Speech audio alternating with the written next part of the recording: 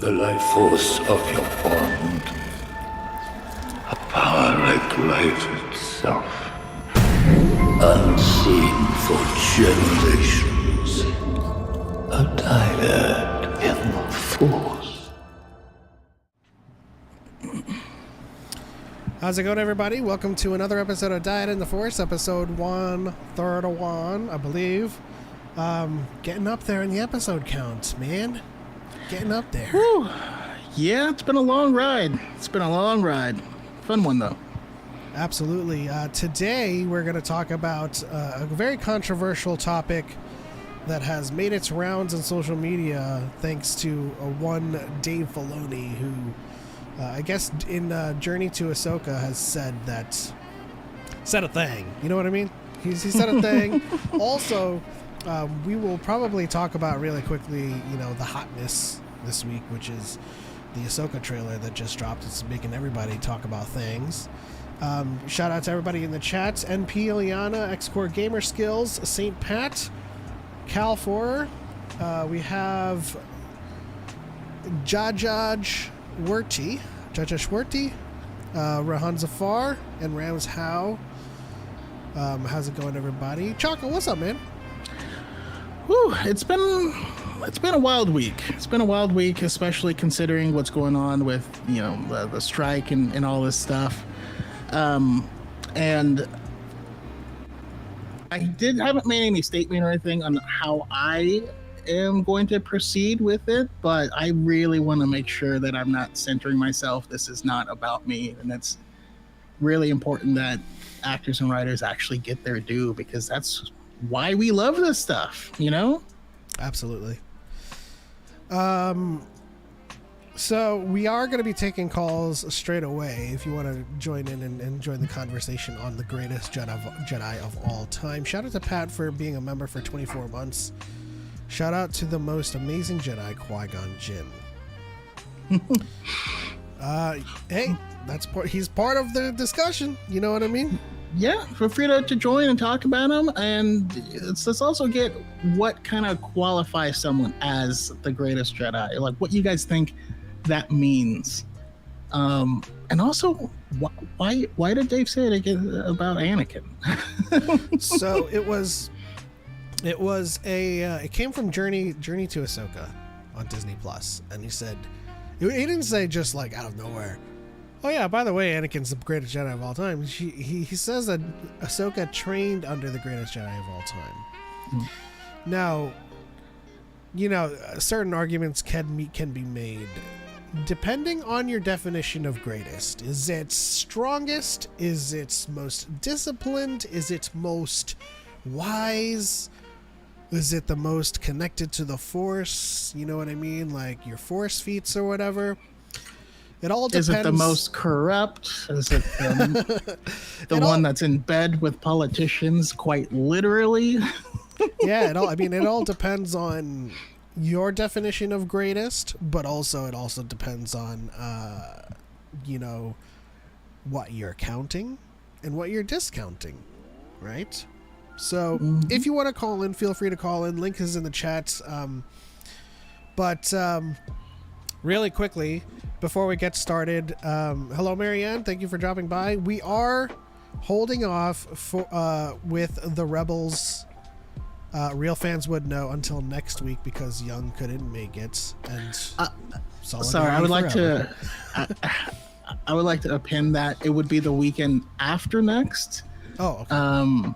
Because the Dyad is going to Comic-Con, so we'll probably try to go live from you there, depending on whatever we're doing at that moment. But yeah, we're going to be at Comic-Con. We're going to be seeing some cool things. There's some fun Star Wars stuff going on next weekend. So yeah, follow us for that. Bringing you some stuff from Star Wars, and some pictures. We'll share some pictures as well. So yeah, that'll be on the 29th. Rebels Real Fans Would Know. I'm pretty sure everybody can make it, at least as far as I'm aware.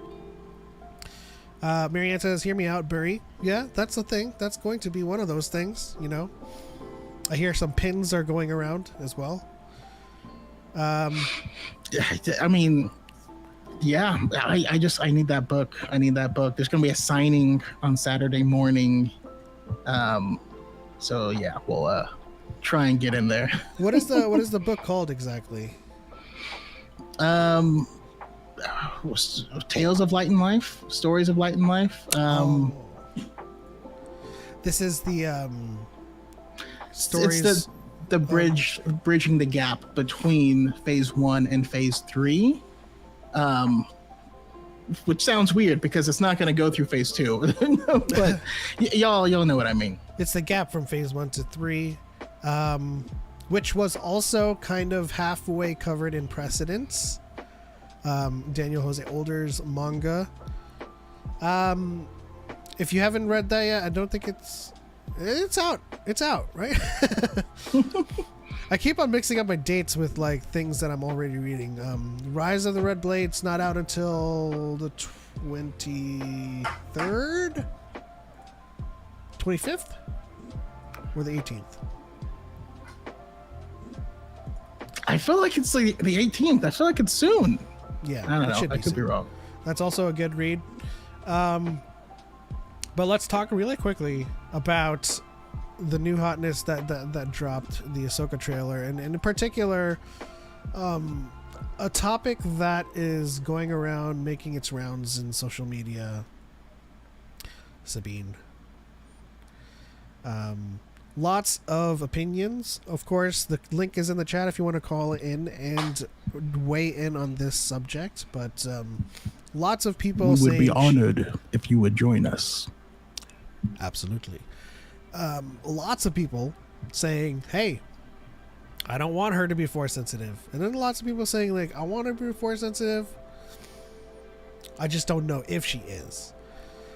And then there's me, who I was like, she's force sensitive. And I saw all this stuff. By the way, when they're talking about the owl, somebody commented on the video that I did. They said, you can see Grogu. And so I looked really closely. And you can. Now, I don't know if it's Grogu or if it's just Yoda's species. But let them know what your stance is on this particular subject. I'm going to see if I can't bring up a picture of this. Yeah, I definitely want to see this because I definitely didn't notice it. I'm on team. What do you mean?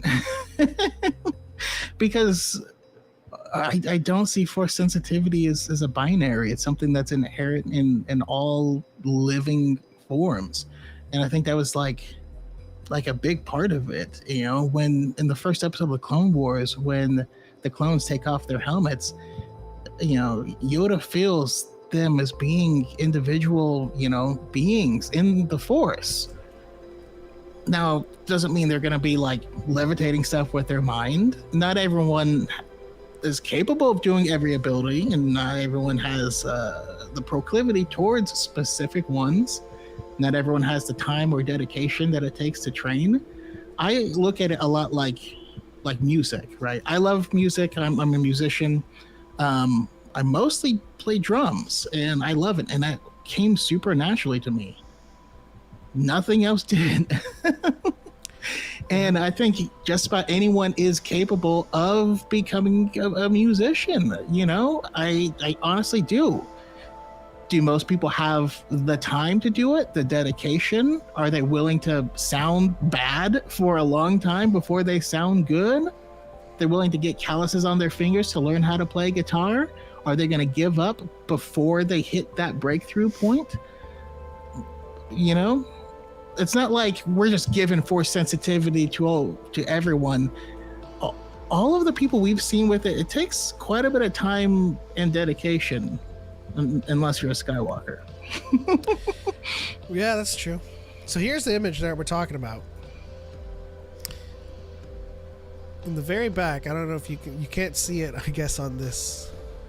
Can't see the downstream key on the call, but if you're watching the stream, there's a small little Yoda guy in the center of what is like a ritual.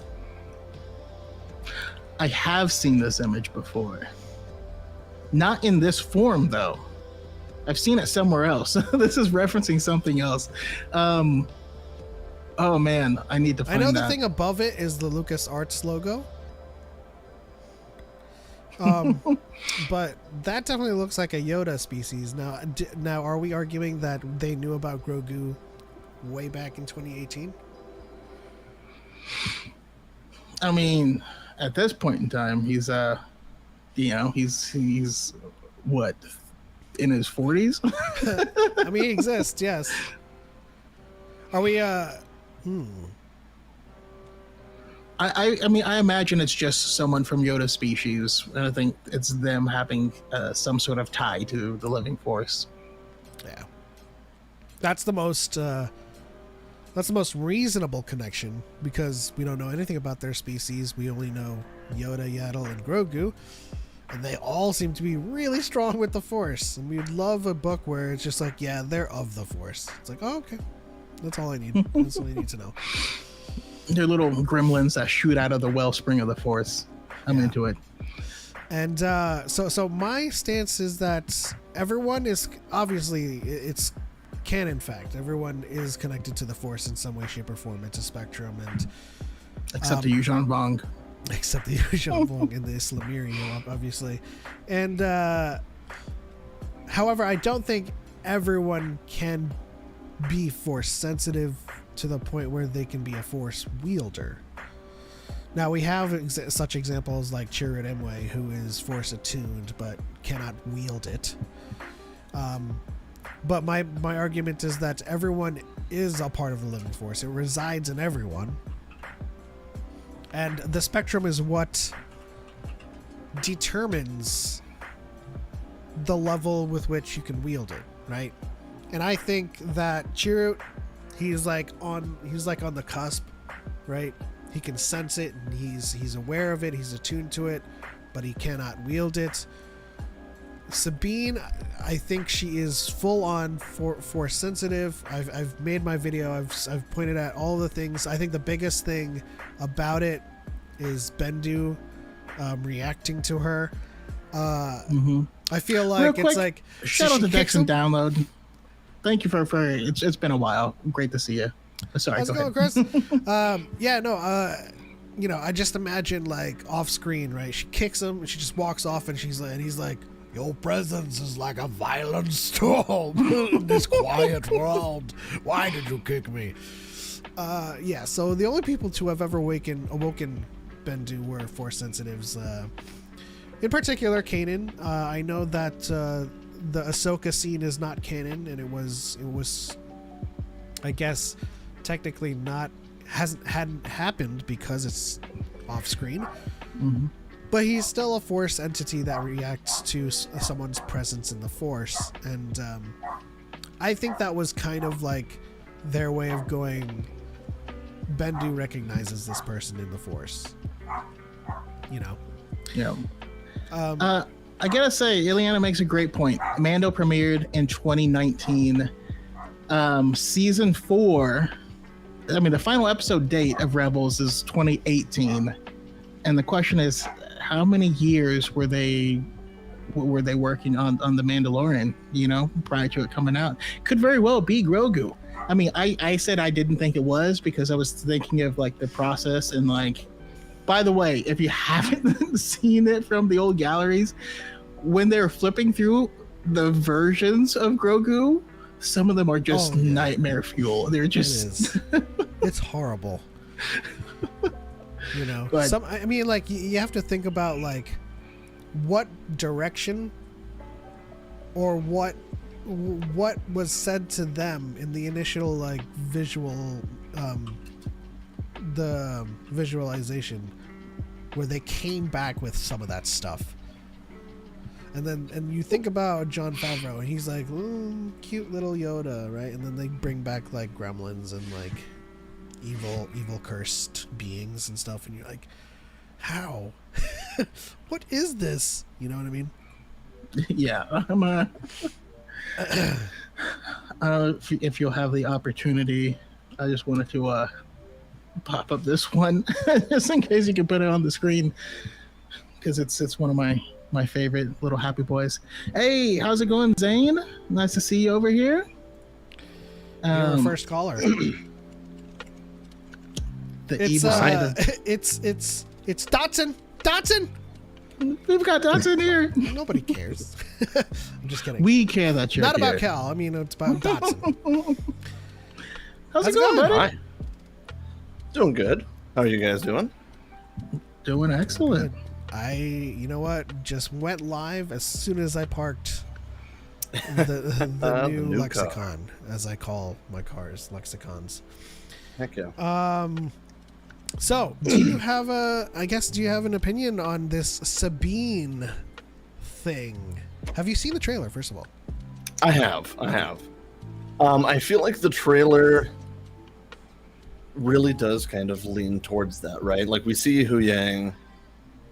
Like, they wouldn't be here at all if not to help create a new lightsaber. Correct. Oh my god. So, like, I never connected that. It feels like they're setting it up to be like, oh yeah, we have the guy that helps people find their kyber crystals and build their lightsaber. Yeah. Sabine, guess what? It's your time. Right? I put all of the signs from Rebels, and Cal was like, "Well, Hu Yang is here." And it's like he just connected it, just connected the dots fully. Well, I mean, not only that, but in one of the versions that didn't get publicly released, but you see Sabine's hand trying to force pull a cup towards it, and then the most recent trailer, she's on her back, looking like she's trying to force push. There's a line, "You have no power." Mm-hmm. There's a payoff to that. Like, if there's no payoff, that's stupid. I don't know, you know? Yeah, especially for me, more signs point yes. Yeah, especially if she's in the middle of a fight with Shin and like she's like, "You have no power," and then like at the end of it, Sabine's just like, "I guess you're right." That would be so funny. Didn't they? Sorry, that was actually part of the Colin Trevorrow Duel of the Fates script that he wrote. It was Hux trying to force things and then not being able to, and then just sad. Yeah. Oh, I feel like that's all of us though. We all do that at times. Like, how's it going, Kenny? Ileana brings up a good point. I was convinced it was Jason learning and building a lightsaber, but now I think it was Sabine. So, as far as we know, the only canon timeline we have of this event with Ahsoka and Sabine is Women of the Galaxy, that places it 5 years after the Battle of Endor. And 5 years after... See, we don't know if the entire epilogue is 5 years after, or if it's just Ahsoka meeting Sabine. Yeah, that was exactly going to be my point, because the epilogue feels to me like it's showing different points in between here and there. It's hard to say. Yeah, I mean, it makes more sense to me that it is the whole epilogue is 5 years, you know, because it's showing Lothal, it's showing Callus with Zeb at the new home, and it shows Jason. It doesn't make sense that like the scene with Jason is like right after the Battle of Endor, like she was giving birth during the Civil War, you know what I mean? Right? Right. He looks 5 years old. He looks like it's been a certain stable time. But I will say that does give me a weird mental image of like, I guess it does already talk about it in the book, but like you saying that in Alphabet Squadron, like the rebellion has a Star Destroyer that they're controlling, and like, but they have like a skeleton crew, and basically Hera has to like crash it, and I'm just picturing a Hera, like a pregnant Hera, just like trying to like, jeez, gotta get off this ship.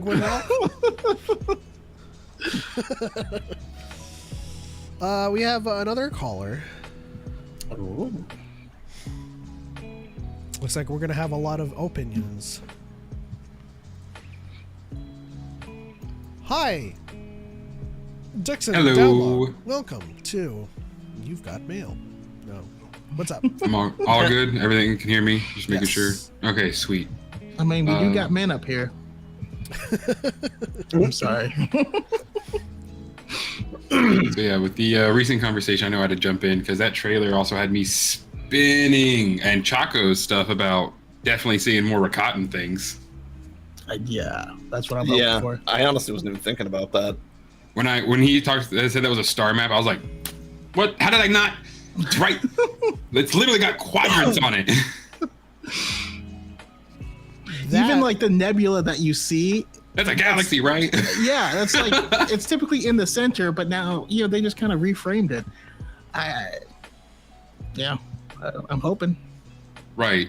I think it would be a really good way to them kind of like start leaking into Dawn of the Jedi stuff to get people like the casual fans more like, I guess I would like to know where everything came from. Yeah. Maybe we'll get the first Force saber instead of lightsaber, proto saber, something cool like that. Yeah, well, you just take a hammer and nail a crystal into a sword, and it does something for some reason. Eliana makes another great point, because we know Zeb is running with the New Republic from Mandalorian, right? He's a pilot. He's at the base. So the epilogue shows him bringing Callus to the new home, and then he joins the New Republic about a year later. You just dropped him off. Aren't most epilogues like pretty nebulous anyways? Like it's like 10 years after this, so and so joined the whatever, and like it just shows like little blips of them completely on whatever timeline they need to be on for I the just future know of like what happened to them. I just know it doesn't make sense for Jason to be that old right after the Battle of Endor. Oh, exactly. Because then she would have been raising him in the middle of the war. In the middle of Rebels, actually. Yeah. We also have the Night System. magic. Supposedly. We got some green stuff. The maximum amount, we could have is whatever the gestation period is for, from Kanan's death to, that's the maximum length it could have been.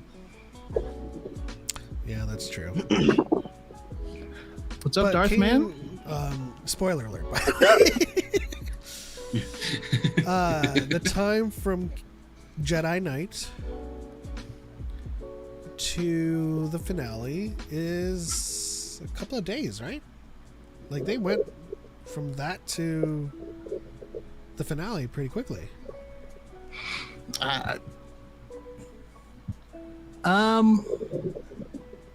No, because there's still some time in between. Like the whole world between worlds and stuff was a while between the. There's a bit of time. I don't know how much, but I think it was more than a couple days. Oh, why did you send that to me? You want me to show that to people? Yeah, we were talking about the other designs of them. Yeah, this is where we learned that for some reason Twi'leks actually have like some weird 3-month period and then the baby's born. They're like super baby popper outers. That's why the Rakatans made them for that, right?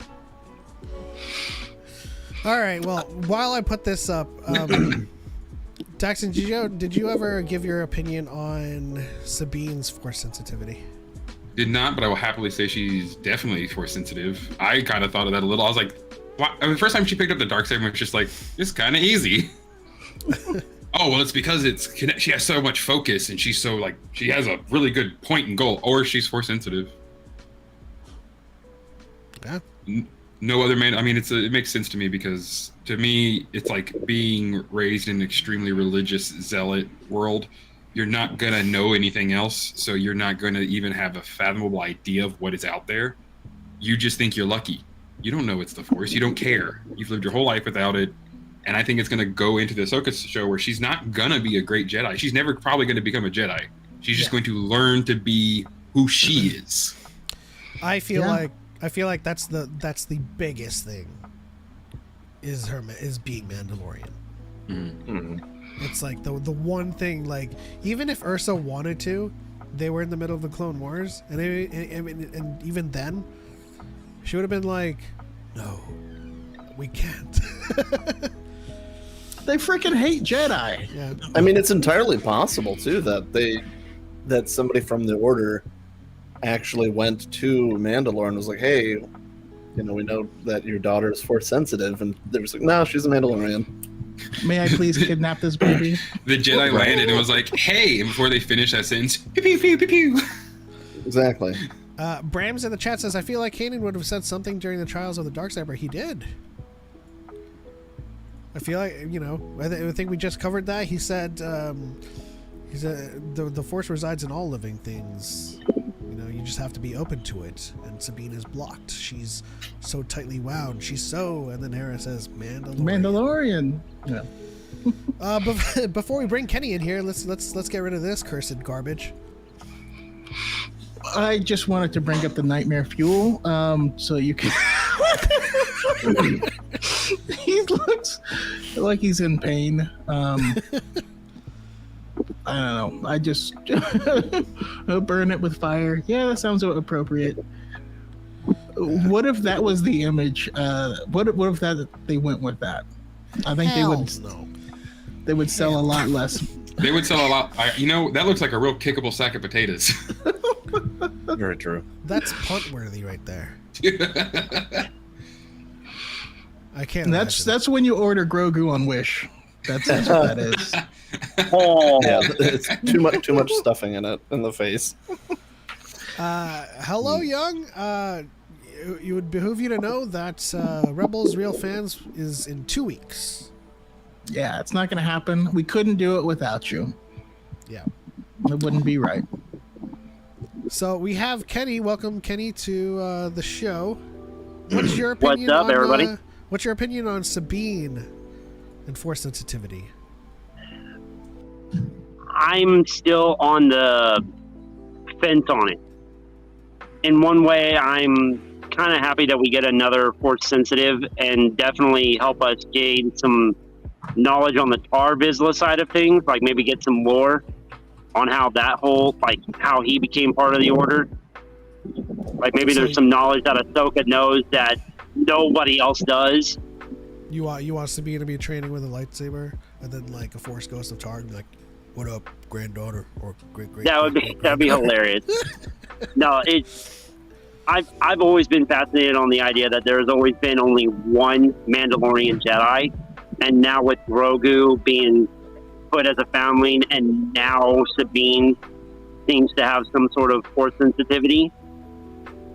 I think we need to start having the discussion is why don't Mandalorians like Jedi? Why are they forbidden within their culture? And why is it a thing? And what can we do about it? It's a unique storytelling opportunity for sure, but I don't think we can call Grogu a Mandalorian Jedi because he chose Mandalorian.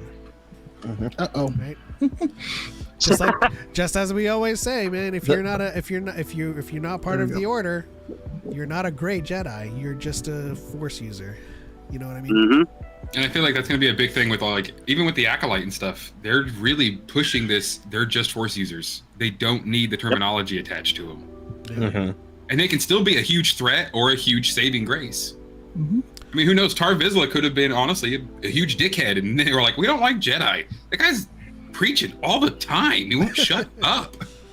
We need to go conquer the Outer Rim. And Tar's like, we must be patient. Shut up. Me and my flamethrower say, conquer, conquer, conquer. I'd argue that it's literally not possible to be both. The philosophies are at odds with each other, and so like you can't follow. Sorry, both. go ahead. No, go ahead. That's why I have my OC designed in such a way where it focuses on that duality. Like, are you Mandalorian? Are you Jedi? Or are you some other doctrination that you barely know anything about, or you've only been ever raised in? Now, I'm surprised there aren't, like, if we do get a bunch of Force-sensitive Mandalorians, then back in time there has to have been a Sith Mandalorian. That's just easy. That's the easy road. It's totally possible. You know, like, this is the thing that I was saying about we have to stop associating Force sensitivity with something that's taboo, right? Mm-hmm. And I ask everyone, outside of protagonists, how many do we actually have out in the world? away from the High Republic, of course, because that was like the golden age, right? We have so many that is not Force sensitive. I mean, we have Force sensitive cultures. Yeah. Yeah, but that's a given, right? We've got those duck-billed people that Jar Jar loves. We got the Duck-billed people. The Bardotan I keep forgetting their Masters? name. Or the Dagoyan Masters? The Dagoyan, yeah. But yeah, we have so many different cultures, but they don't really identify themselves with either the light or the dark. They just use the power. Well, I feel like again that kind of goes back to the religious aspect of the part of the Force within Star Wars, because it's like, what am I trying to say without losing? You're trying to say there is no light. More or less. It's like there needs to be this lovely sense of balance, but then like trying to make balance almost breaks it. The prophecy is foretold by acting upon it. Self-fulfilling. Yeah, self-fulfilling. There we go. Excuse me. Yeah, I mean, I touched on this in my video. It's Order 66 didn't stop Force sensitives from happening. You know, it just. I mean, the Tamiri Blag in The Last Jedi just stopped him from having a place to go. You know, and so a lot of them, their connections are diminished, and I feel like Sabine is like the perfect example of someone who is part of a culture that it's like Zine Morala, right? Coming from a culture is like, don't use the Force, or we hate the Jedi, we hate everything about the Force, and then she has no way to cultivate it. It diminishes, just like Kenobi. And you know, I feel like this is where I start to reach. I feel like Mirai was like came to Ahsoka, and she was like, she kind of Force sensitive, and then Ahsoka's like, what? And Mirai's like, go teach her, and she shows up all like Gandalf the Grey. It's time. You know? I've always found can you unsee it? Can you unsee it after my video? Can you watch that scene and not say it's time to start your training?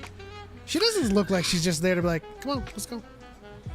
She goes over to the wall painting where Sabine is and mashes up some fruit and then makes a line over her head. I have it like the Force is like radiation. Sabine's been around so many Force users for her entire life. She just absorbed all their energy. I mean, I could honestly see a world where just by being around them being taught, she's learned how to meditate, how to change her focus, how to do breathing exercise. Yeah. And just by doing that, like there's a little bit of movement, you know, and she's like, what is this? I need to explore it. Yeah. I've always loved that too, that the first steps into the bigger world kind of thing, you know. I love that line, especially, you know, these are your first steps, because it literally is like a baby walking.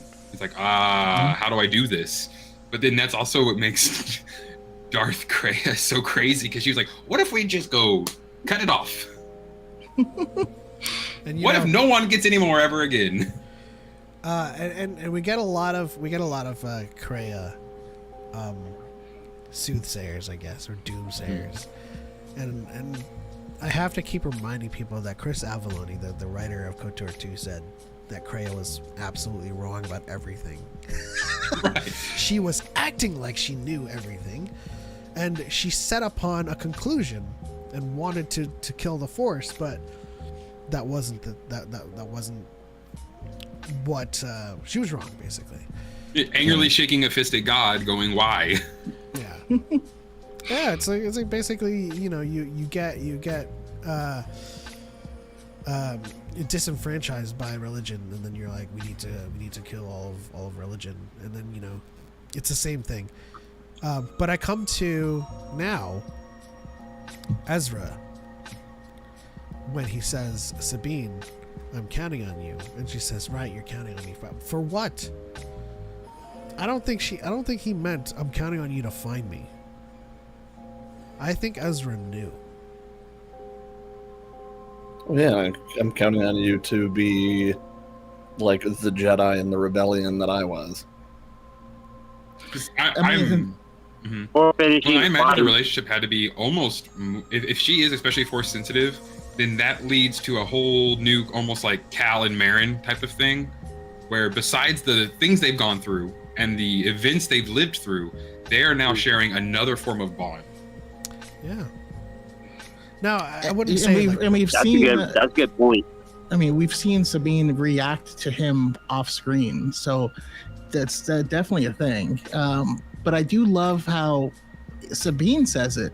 She thought about the words, and so she stayed on Lothal and acted like a protector, and then she realized he meant something more. Yeah. And that's when Ahsoka showed up. And, you know, I always feel like it's a thing. And in typical Anakin abandoned her. But I always felt like it's a thing among Force sensitives. You know, you kind of just know, right? Qui-Gon showed up, even though it was a virgin to the Force. Qui-Gon knew he was using, you know, enhanced reflexes to be able to pod race. And what makes it exciting, the way you bring up Cal and Marin, not in a romantic way, but the way you bring them up is how different their styles are. Can you imagine if Ezra and Sabine like teamed up and you had straight up Jedi stuff and then Sabine with like her Mandalorian stuff and she does whistling birds and then does like a force thing and like all the whistling birds start to like be controlled by her and she's all of a sudden Zenbone Sakura, if you know Bleach, you know what I mean, just controlling all that stuff. I want her to like shoot whistling birds and then force put someone in the way. They're like, you missed, did I? I was aiming for where you were going to be. It's interesting. Well, I mean, what an amazing team up though, because again, I refuse to believe that I just in my headcanon cannot allow Ezra, Sabine, especially now with Sabine, and then Marin and Cal just meet for a minute, please. Help Rey with her new Jedi stuff. You know, you two, Cal and Marin can be like, oh, we're here to show you guys that, you know, you don't have to like follow this way, and you can kind of you can be in love and stuff like this. And Ezra's like, oh, she can't stand me, but I love her, and she kind of loves me, and you know, we're not like that at all. But there's a fanfic. The double date. That's the new book title, The Double Date. Cal and Marin with Ezra and Sabine. Jesus. And then Marin and Sabine leave together. I can't wait to see that bathroom conversation. That would be interesting to watch. I'm imagining a Jedi Survivor game called The Force and Mandalorians. And it's Sabine and Ezra. I mean, can you imagine a game where we get to choose who we play as? A Force sensitive Sabine, a Marin teleporting around with a staff. I mean, man, I'm into it. Oh yeah, right. It could just be called The Force. Yeah. That's interesting. I mean, like, that was the entire crux of my argument at the end of my video. It's like, we got to stop being like, I hate when people are all Force sensitive. It's like everybody's going to be becoming a Jedi. It's like, no, we don't have to do that. I also love that though, because those are the same people who are like, lightsaber no go burr, stupid show. Right. You know? Irony. And the thing that I want to make normal is that like we can have unique stories of people who are Force sensitive not becoming Jedi at all. Like when Outlaws came out and we were doing our little shtick, me and Choco, I was like, what if K-Vess is Force sensitive? And he had a little bit of hesitance there, but I was like, no. What if like she reveals herself to be Force sensitive, but that's it?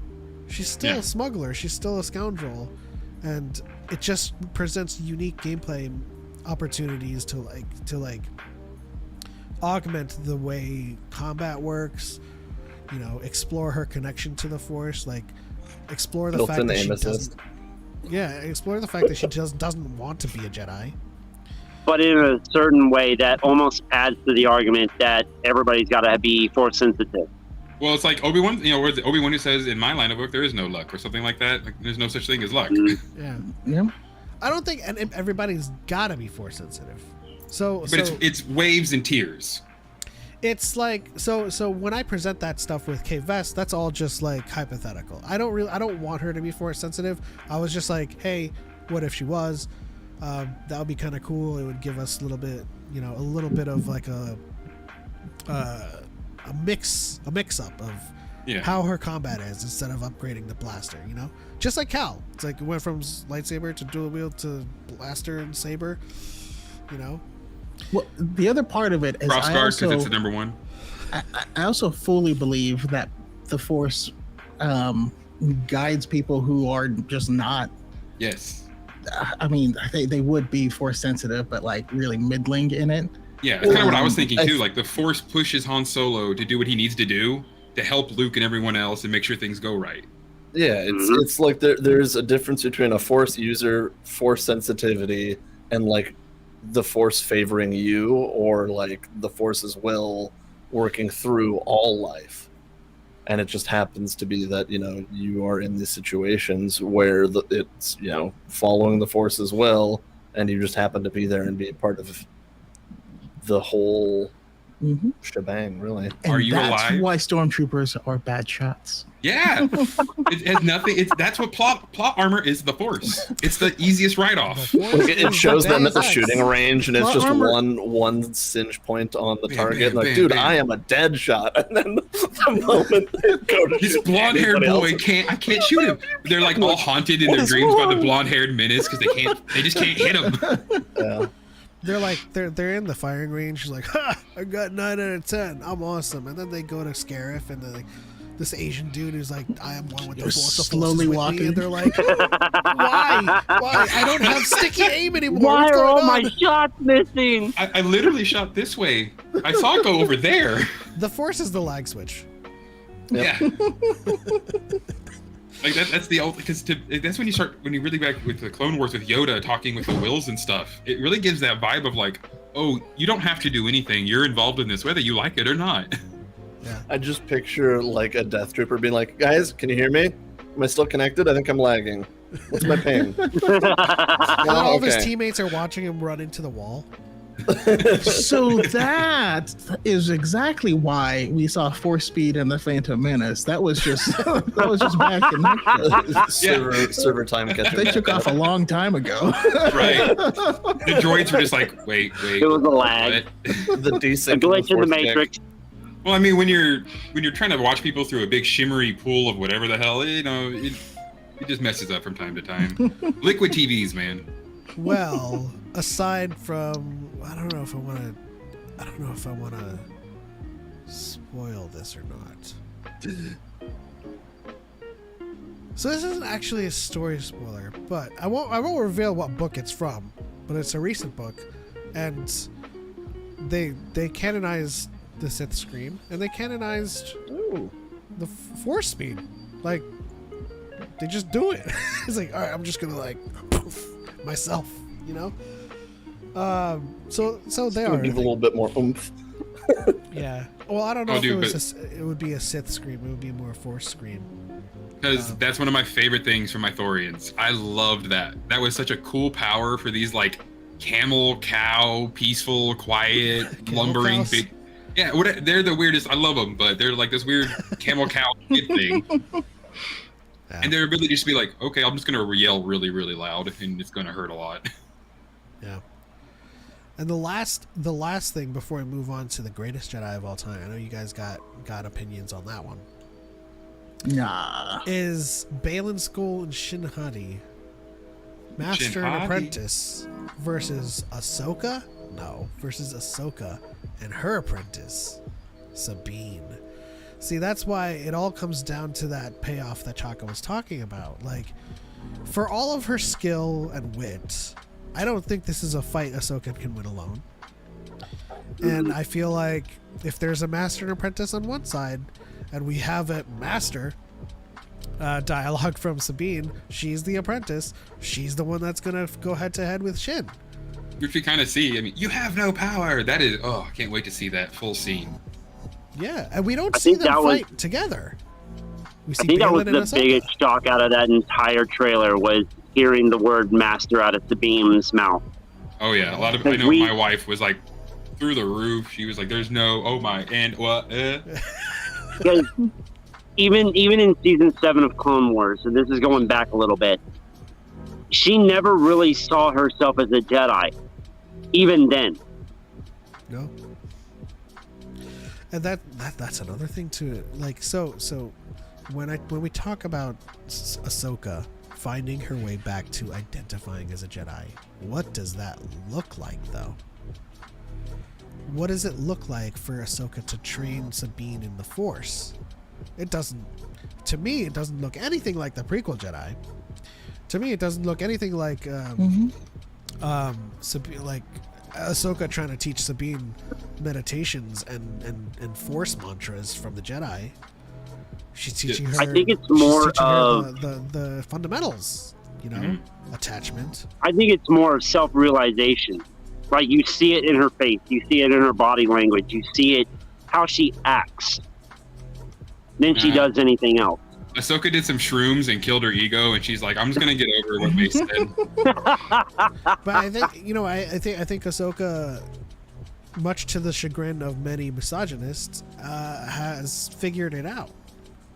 Essentially, how to serve the light, how to maintain emotion, but also how to let go. She just like Kentum Sai, she was the second in canon that left the order, and that was the right decision to make.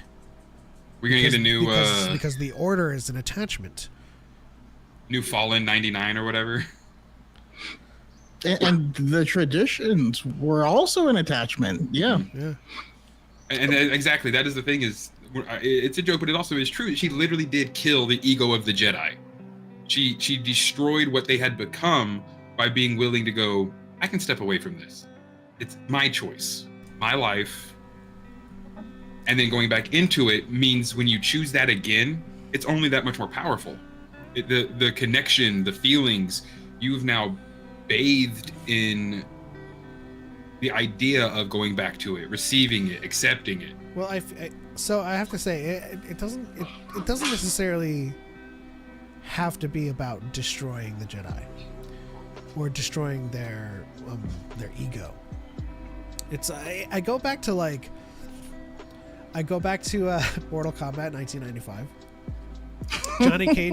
Johnny Cage challenges Goro, right? And Raiden is like, "What do you think you're doing?" And then Johnny Cage is like, "This is Mortal Kombat. This is mortals. This is our fight. So I'm choosing to fight." And then Raiden is like, "Good. He understands." So it's like, just like with Kentum Sai with Yoda. Like, they have all of these traditions. They have all of these like frameworks to help guide you. But no one could ever think that the Knight's trial was the ability to just leave, you know? And so Ahsoka's decision to leave the Jedi shows not that it is adversarial to the Jedi. It shows her understanding of their teachings, like the original teachings. Her ability to let go of this order, or let go of Anakin. You know, when he says, "I need you," and Ahsoka's like, "This is not about you. It's about me." And so she left.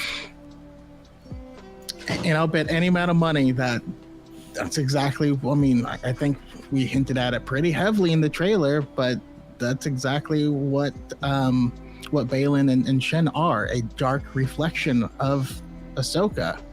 They aren't Jedi. And that's why I fully believe that whatever they're doing, they believe they are in the right. They believe they're doing this for the greater good of the galaxy. And they're throwing off the perceived shackles of the Jedi Order to do this thing. And I think Ahsoka's going to notice and be like, what makes us different? You know? think that that goes a long way to kind of dissuade anybody who's like, this is just Rebels Season 5. Well, this isn't about Ahsoka. No, it is a direct reflection to Ahsoka to show what could have been, you know, what you are now and why that's important. And I think... And now, just for my own sake, because I'm going nuts here trying to find her name, there is 3, because we also have the Trandoshan Jedi who left the Order willingly in the Yoda comic. Yeah. That's true. There was someone who left the Order in the Obi-Wan comic. There was someone who left the Order in another book. Well, I mean, Dooku left it as well. I was talking about just like prime examples of letting go. Yeah. Like those people probably just left because they did just. I mean, obviously, the other book you're talking about. It's like there's other reasons you can leave. There was baggage. There was baggage there. You would really enjoy the Yoda comic one. She left for very good reasons. I think I'm up to issue 5, but okay, I'm slowly catching up to a lot of the comics. But I don't think it's a stretch to say that Pep would enjoy a Yoda anything. Oh, dude, those Yoda comics have helped a Yoda me a lap lot. dance. Yeah, you know. No judgment here. Just got can I at least hold on to the stick, please? If the timing was right and they had the same hair as Yaddle and the same voice as Bryce Dallas Howard. Jeez. Respect. You know what I mean? But what was my train of thought here? Derailed a Yoda lap dance. That was derailed a long time. My brain is still on us talking about the "You have no power here" line, and me only seeing Lord of the Rings going, "You have no power here." Ahsoka shows up. Wah! Oh right, I was gonna say, in this show we are going to see that journey from Ahsoka to Grogu. I cannot teach him. Mm-hmm. To Ahsoka, I can teach them, right? Because I need to teach them. The dialogue from Sabine suggests that for a time, Ahsoka refused to teach Sabine, and so that might be, you know, a cursory look at, oh, she finds Grogu, she's like, I can't teach him, and Sabine is like showing Force sensitivity. She's like, I can't teach you because you're attached to Ezra or something. You have attachments, right? And she's so scared of that. Attached to Mandalore or whatever. And then we see that arc with Ahsoka. She needs to teach Sabine because she can't beat Baylan and Shin, and there's some more intrinsic lessons there that obviously I can't really glean just from the trailers, but there's the growth there for Ahsoka. Yeah. And after that, she shows up to Grogu and Luke training. She's like, oh, this is cool. Finally, I accept it. You know? I really look forward to also, though, that conversation that we've seen a little bit more of, where now, like, Baylan is talking to Ahsoka about Anakin. And I would just like to say, I feel like Anakin and Baylan probably would have been, like, thick as thieves if they're both, like, Baylan was just like, oh, mercenary work, let's go. Zap, zap, zap. I feel like him and Anakin probably got along really good. Yeah, I mean, I don't know. I don't see Anakin getting along with anybody other than Obi-Wan and Padme. I don't think he's that cold-hearted. He just... I don't know. If you don't see eye to eye with him, he that was a little you in his mind. He trashes. You're not with so me. Hard. Then you're my enemy. Okay, that was after full gaslighting, though. Come on. Before gaslighting, he could have been like, all right, but he's got a good punch. Do you think they are going to lose to Baylan and Shin, but in the process they're going to free Ezra? So Ezra's going to show up with his lightsaber, and then all three of them are going to stand together, and Ahsoka is going to say, "We are Jedi." Love that idea. I honestly, though, I'm not going to let this go. I don't think Ezra can spend that much time with Thrawn after how kind of impressionable he was just under Maul, and not be a little warped. Oh, or yeah. thinking different. because I mean he's holding back. He's in a ship with Thrawn and whatever is left of his troops. He didn't get off that ship. Like Thrawn, like Ahsoka's gonna be like, "We are Jedi," and Ezra's gonna be like, "Well, technically, we're not actually Jedi. The Order is gone, and I am free to be myself as a Force user." And then like Sabine's like, "The fuck out of here!" That's why you become a real dick. Or she says, "We are Jedi," and he goes, "Bum ba dum bum bum bum bum." So the way you said it just went like, "We are Jedi." Oh my god. That's how people welcome the Empire and at Jellican, right? Tarkin lands, and then the Jellican people are like, "We are farmers." I've got to head out, guys. Have a good night. All right. Well, before you go, name your greatest Jedi of all time. Qui-Gon Jinn. Why? Exactly like what Ahsoka is. I have a pretty good, strong feeling if it weren't for the fact that Qui-Gon's attachment to the Jedi was that strong, he would have done exactly what Ahsoka did, was leave and not return. You think he would have joined Dooku? He kept...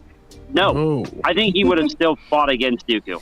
Yeah. But Dooku would have, if, again, alive, would have tried to confine within Qui-Gon.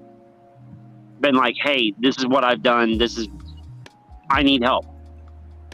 You're the better person than me. What should I do? All right. I like it. Well, thank you for hopping on. We always appreciate you. And we all know Qui-Gon's a way seeker, so. I mean, I think of Have a good night, guys. Qui-Gon is Spider-Punk in Across the Spider-Verse. I don't think he actually had an attachment to the Order itself, but I think he saw the good that he had left to do there. But I don't think he would have thought. He had an attachment to prophecy. Big time. That's what I loved about the Master and Apprentice book. Is like it gave off those vibes hardcore. I'll let everybody. Yeah, we'll do a roundtable on Kenny's choice really quickly, but I'll start things off. I agree for the most part. Qui-Gon is a model servant of the Force, of the light. And this is something that I agree with George Lucas on, because George Lucas said this in one of the commentaries. He shouldn't have trained Anakin. And that's one of those what ifs, that we always explore. But like, my hesitation to grant him, at least in my opinion, GOAT of the Jedi is a lot of that stuff was brought upon by his persistence to train Anakin. He lobbed that burden onto Obi-Wan on his deathbed. He was like, "Promise you'll train him." He's like, "Yes, I'll promise." And then like Yoda and the Council, they were like, agree with this with your decision to take Anakin as your apprentice. We do not. But since Qui-Gon was like, "This is my death wish," fucking fine. So he kind of like put them into a corner. So he is a good candidate for GOAT, in my opinion, and I'll let everybody else chime in on this. But for the most part, I think he had his limitations. But Qui-Gon, greatest of all the Jedi. What are you guys' thoughts? I mean, he definitely gets points for being the first one to like find immortality, in a sense. To be like, what if I don't join the Force? What if I just come back?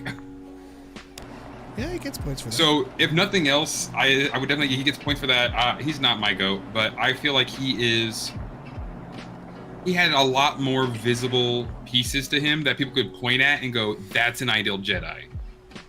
But he wasn't the perfect one, or he wasn't higher up in there. Yeah. I don't think we could argue anybody is a perfect Jedi, but... True. The greatest of all time, I feel like you got to be a little bit more... you need more darkness in you, I think, honestly. You need to have more evil that you had to fight against, and one could be a GOAT. I just think it comes down to your personal criteria, really. Because exactly. I think that's going to be so hard because you're kind of touching on it earlier. It's like, is it pure combat strength? Is it, pure connectivity to the Force? Is it adherence to the Jedi code? Like, what is your personal bias as far as like what makes a Jedi good? But I don't think personally that Qui-Gon's even on my like top 5. Ooh. I was gonna say we also don't even know about Qui-Gon's, I guess, his battle, his darkness, because he had attachments to some woman somewhere, and it's been alluded to. Oh yeah, it's likely he had a little Wookiee lady, But what did Rail say? He says, you didn't break the code. You didn't bend it. You broke it. So there was something going on. He's a little sucky now. Hello, Eliana? Uh-oh.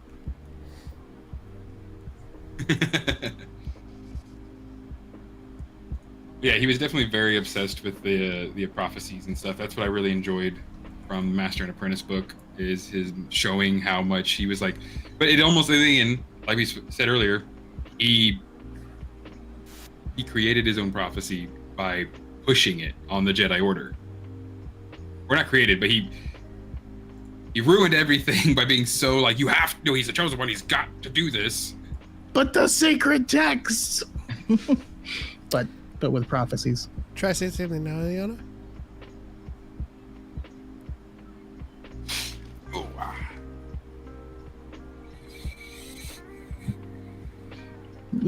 We shall get there. We all find our way in time.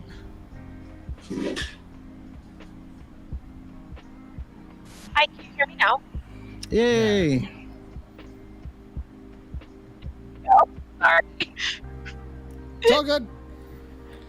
So, what is your opinion on?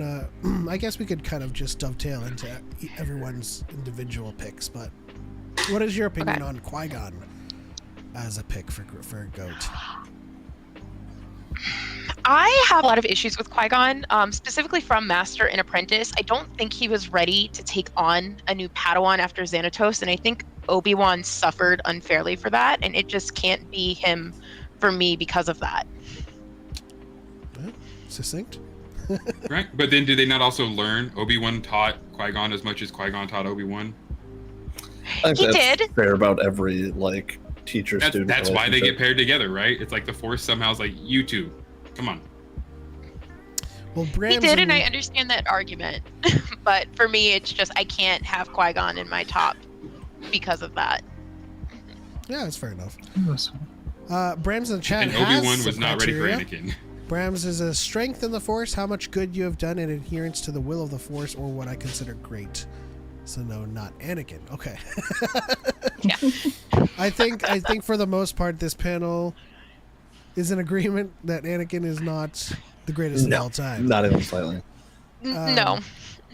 I will say I grant Filoni the context with which he said it.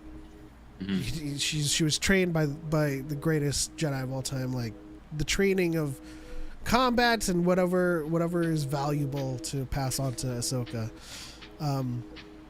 But Yeah, I largely- won't discount him being a strong fighter in any Oh yeah, capacity. yeah, he's a great like, general and warlord. Yeah. I mean, if that's what he wanted to do for his life, hey, Warlord.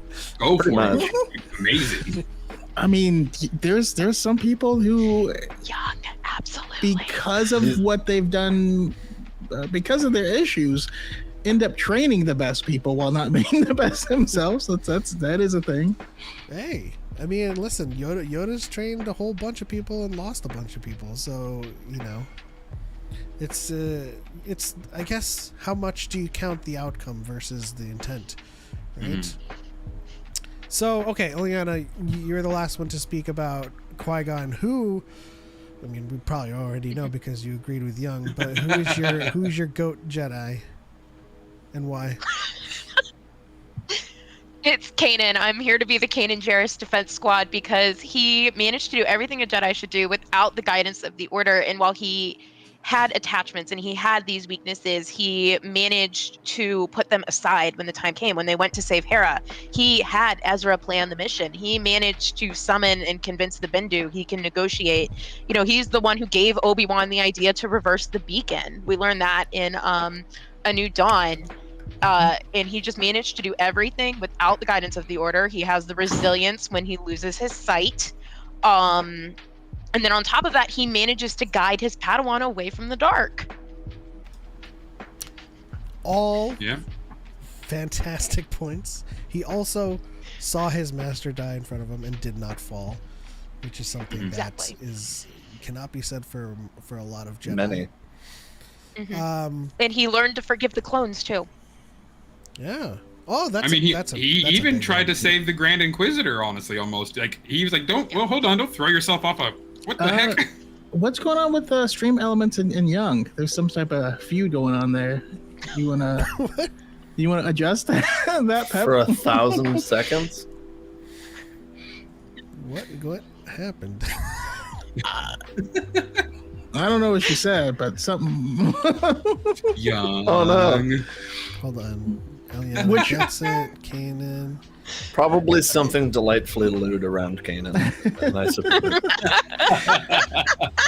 I actually joined, good friend of the channel, AJ, with Starkiller SK Base, one of his live streams, and it kept censoring my sentence.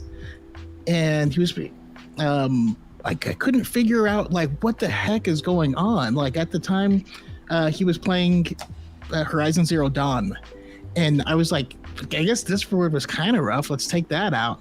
Still censored. Turns out it was the word bird. I don't know why the word. What? The word bird was censored for some reason. Huh. Like flying through the sky. Yeah, I have no idea what Young said, but I made her a moderator, so maybe she can. Young, if you're hearing this, try to say something again in chat. By the way, I only figured I was a bird by asking if he had fought in the giant lightning flappy avian. Maybe Stream Elements thought that Young was like, objectifying Eliana, saying Eliana gets it. You know what I mean? I don't know. Stream Elements has not been, moderating for as long as we've been running ever. this thing. Right? I've never seen that happen. Well, I actually did get a message of what was said. So I'm gonna read it here verbatim. I just said that Kanan was a slut before he met Hera, and that he stands someone who has a hoe phase. Valid. It's valid. It is valid.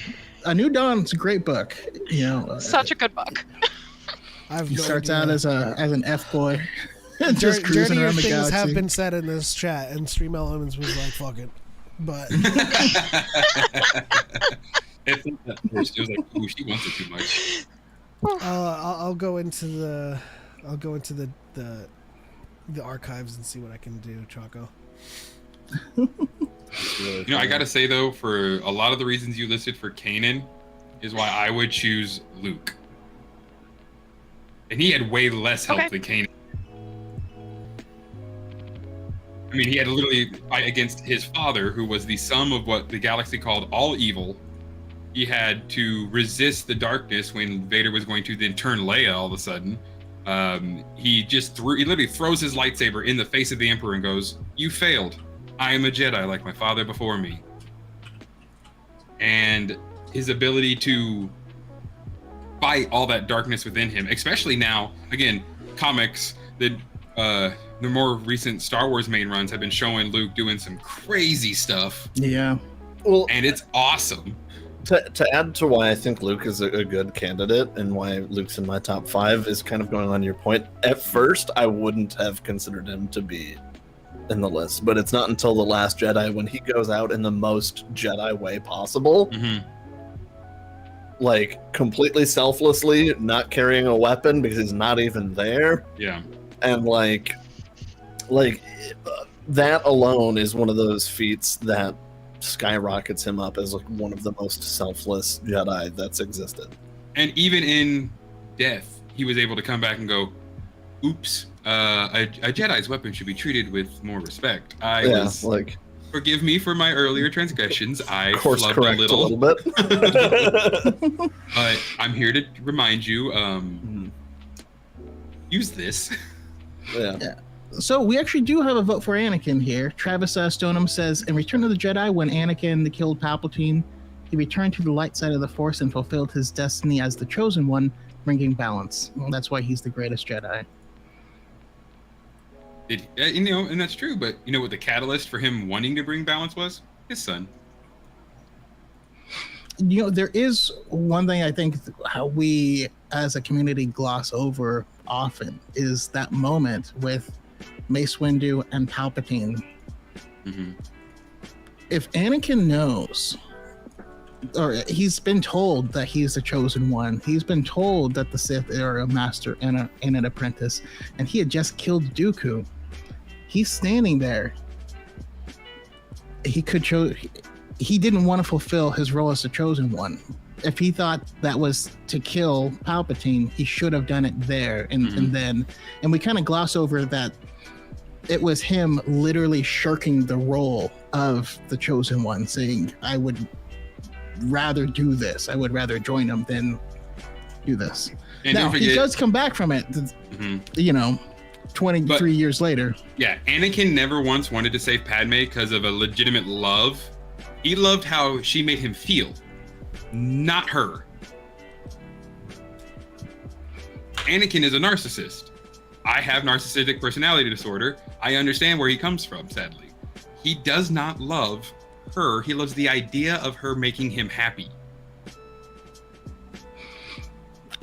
Even when he does, submit to Palpatine, he says, I can't live without her. I can't live without her. It's always back to how I feel. Just keep Padme around. Now, and then Brown says, hard to consider Luke when he abandoned the Jedi way for so long, but then isn't it more powerful for him to return, teach the future of the Jedi, reinvigorate the Jedi after being away for so long and realizing that, yes, he was wrong. He learned his lesson. Yeah.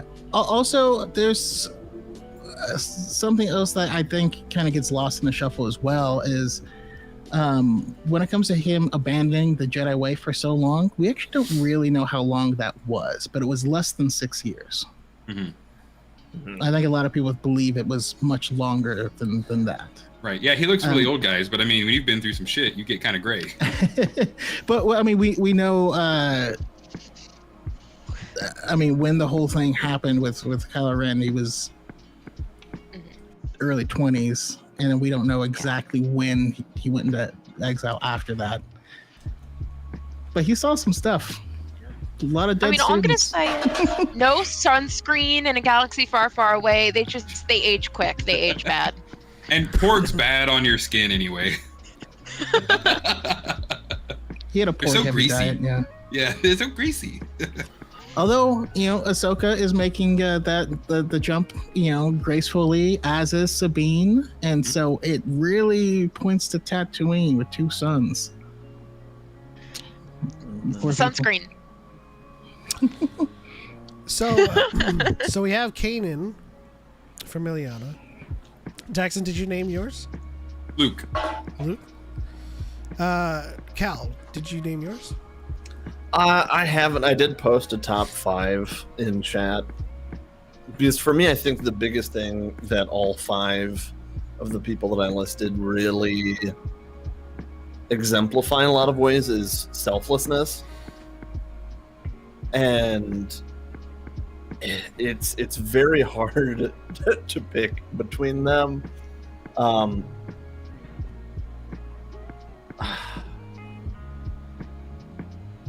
I think my heart would probably have to say Obi-Wan, because he's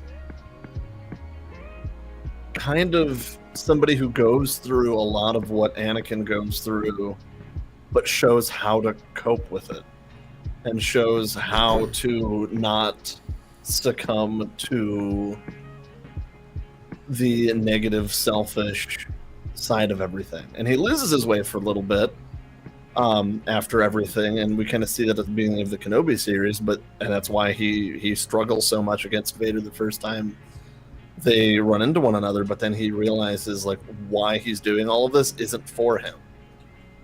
It's for the twins. It's for the future.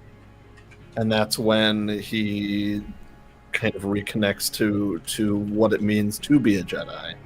And so for me, like I feel like I would have to say Obi-Wan, just because of that. Like, I mean, we see everything with him with Satine and the fact that it doesn't consume him, and the loss of her, like Anakin and Padme does at that point. His ability to help Maul. I mean, in the Binary Sons episode, I felt like he was about to literally redeem Maul on his deathbed. Not many people can look one of their greatest enemies in the eyes as they're dying and like hold them as they die. Like, you completely forgive him too. Yeah. And so for me, like, that's why I think Obi-Wan kind of takes the cake. But I will say, the one I'm probably the most excited to see the most about going forward is going to be Rey, with the new movie and everything on the new Jedi Order, because she's also a top contender for me of like what it means to be a Jedi. Like, with Force healing, being morbidly selfless, giving part of your life essence to help heal someone else and bring them back, legitimately dying for everything. So, damn, some good choices. But there's more in the future for us to see. So, right. Oh yeah, for sure. And y'all's arguments are moving my heart to change my answers. Also, I think one that probably doesn't get brought up a lot is probably Mace, honestly. He's somebody who dances with his own emotions on the regular and is, like, to a T, a Jedi. Yeah. Like, to a frustrating degree for so many other people. That he is what it means to be a Jedi. And he's unafraid to be that as well. So I think he's an honorable mention that not a lot of people really give a lot of credit to. Mace gets under my skin so badly, but I know he's right. But it's just like, just say please, just say it once. Yeah, but he got his ancient ass defenestrated.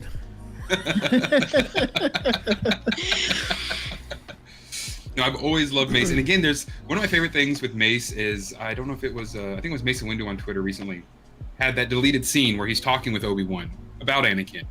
They're going to the ship, and it's one of the most true things in Star Wars I've ever noticed is if you don't understand a character's motives, I promise there is a comic or a deleted scene that will 100% explain it to you. It's out there. It's just the movies couldn't be 6 hours long, sadly. Yeah, I mean, Mace was definitely on my list for a lot of the same reasons. He is someone that, I mean, just like Obi-Wan, he actually didn't harbor animosity towards anyone. It was just like, listen, you've crossed the line. This is the line. Stop it. Yeah. He was firm, but you know, the man went on a secret mission with Jar Jar Binks and he didn't get frustrated. You know, like, there's something to be said. He offered battle droids a chance, you know, is what he says. He's like, I have dismantled and destroyed like thousands of you. Yeah. I offer you a chance. And even in those situations, he stays behind to make sure everyone else gets out. I know. I think there's a good argument. Where I ended up falling down on this, though, is that unlike the Sith, I think the Sith need a greatest. They need a point, you know? And I think that the Jedi as a whole needs a group. And I think between Mace, Yoda, and Qui-Gon, if you drop something right in between that little triangle, that's the greatest thing, because it has all of the, but they need push and pull. Like, they are, they need to be able to check each other. I mean, it makes sense. Jedi need a council, Sith have an emperor. Yeah. But if we're choosing just one, it's Plo Koon. because Hell yeah. we don't have enough about him, so I get to make up my own story. That's how it works. Homeboy has force lightning, okay? The final that's a really judgment, good is that what it was? Was it electric judgment? Electric judgment, yeah, something Electric like that. Judgment, yeah. I think you bring up a good point, though, Brandon, with it kind of being a gradient. It is part of what makes us all human, right? Like, we need each other to check us, balance us, show us where we can improve, help us grow, and stuff like that. And that's the life aspect of it all. Whereas the Sith are kind of the polar opposite. It's just focusing all of that into one point for just pure power and stuff like that. So then it's kind of like what happens with Anakin, right? And like the lack of him reaching out and focusing so much on himself. I'm not strong enough. I need to gain more powerful. This is my empire. All this stuff, right? That's like what really pushes him down it. And I think that I'm gonna say it ties back into my thing about being selfless. Now, Young makes a great point of, she's asking, no love for Yoda as the greatest specifically, or Avar Chris. We haven't gotten to me yet. Because I'm trying to get Young back in the chat. Which is fair. There was actually quite a few High Republic Jedi that I was thinking of. I have one on mine. And one thing I wanted to bring up is from a comic, but it's Elzar Mann's personality that he left on in the mushroom world. planet. Yes. And he explains, well, at different times, the Jedi Order needs to be a different thing. So that's also why I think it might be difficult to pinpoint it, because at this point in time, maybe they need to be marshals of the wild west that is the galaxy. And maybe at this point in time, they need to just be scholars. I don't know. Quick mention, though, for me, if we're going to the High Republic, Porter Engle is my number one. Yeah, that's a good one. For me, it's Stellan. All right. And like, Stellan's I love Orla. one. Yeah, I love Orla Jurini too, but I feel like they didn't get enough with Orla Jurini to really learn all of like what she would have done, because she was literally just out in the universe, the galaxies, being like, I gotta listen to the Force. I think that's why I honestly didn't even consider Avar, though, is I haven't finished or caught up on all of the comics, and there are parts in the book are good, but not deep enough. See, I feel like Avar almost suffered more from Anakin's being such a good fighter, and then having to go up against a massive Drangir threat. It almost drove her nuts. Seeing the Force's music, though, was just awesome. Now, Young mentions Bell Zettifar, and that he was high up on my list, and I am going to bet, my prediction is that by the end of Phase 3, that's going to be my pick, but we'll have to see. He's still a youngin, still one of the goodest boys. Yeah, greatest Padawans is definitely like Bell Zettifar, Mathea. No. Vernestra, yeah. Sorry. They have so much potential. Hey, Choco, have you revealed yours? Or are you still thinking? Oh, because of everything that's said, I think my mind has been changed, and I actually have to go with Obi-Wan for now. He goes through everything. And what I think is most impressive about him is that he's not the strongest. He's not the most force sensitive. He doesn't have any of the he's like Sakura on Naruto, where he's like, he wasn't born into this dynasty, or he's the second coming of an alien god. These hands. Right. Dude puts in the work, he puts in the work, and he succeeded. And the Padawan book shows a lot of that. Even younger. Oh gosh, yes. And when he's fighting Vader. He pulled Vader away from the ship and had drawn all the attention, and he finally united the kids. And he smiles, and he's like, deuces. He went out in the most Jedi way possible. So yeah, I think it's officially Obi-Wan. Yeah, you know what? For me, it's a toss up between Luke and Obi-Wan for the same reasons. You know, a lot of people have problems with seeing Luke the way he is in The Last Jedi, but you know, I think it's important to point out that even though Luke was disgruntled and tried to make the right decision by what he saw in Ben's mind, he still didn't fall. He didn't fall to the dark side. You know, he thought he was doing the right thing by removing himself from the fight. And this goes back to like what Vision says. You know, it's like we invite challengers because we are powerful. And so Luke, again, his way of coming back also was the most Jedi thing possible, and that was zero violence, but managing to spark, rekindle the flame of the resistance and save his loved ones. You know, most people wanted him to go on a rampage with the walkers and like crush everybody, but like that was a Jedi thing to do. And so Luke, Obi-Wan, again, for all the same reasons, Obi-Wan's lost everybody but never fell. Ooh, I'm remembering more stuff from Shadow of the Sith too. I'm just reaffirming my beliefs now. I mean, but also Luke with in Battlefront 2, he's there with an Imperial, and he doesn't want to kill him, doesn't want to fight him, and he's like, "Can I keep the compass?" And he's like, yeah. Why? Because I just kind of wanted. Yeah, I love that. I asked. Compared to EU, where he falls a lot, right? Plays ping pong. But I listen, just because he shot down his girlfriend in a TIE fighter and she came back as Lumia, the Dark Lady of the Sith, but they never really addressed that they had a full relationship before then ever again. It's just, yeah, it's weird. Now peace. Yeah, but I have to default to my boy Yoda. Let's go. Because listen,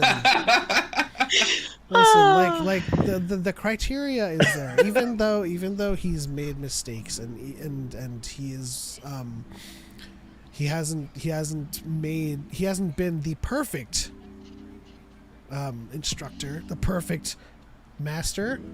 He was still a master. I mean, give me 900 years, I'll mess up a lot. To 20,000 Padawans and younglings, and I have a point in defense of Yoda as well, is due to just his sheer length of lifespan. Out of all of the Jedi we've talked about, he's going to have the most challenges and see the most changes in the galaxy and people.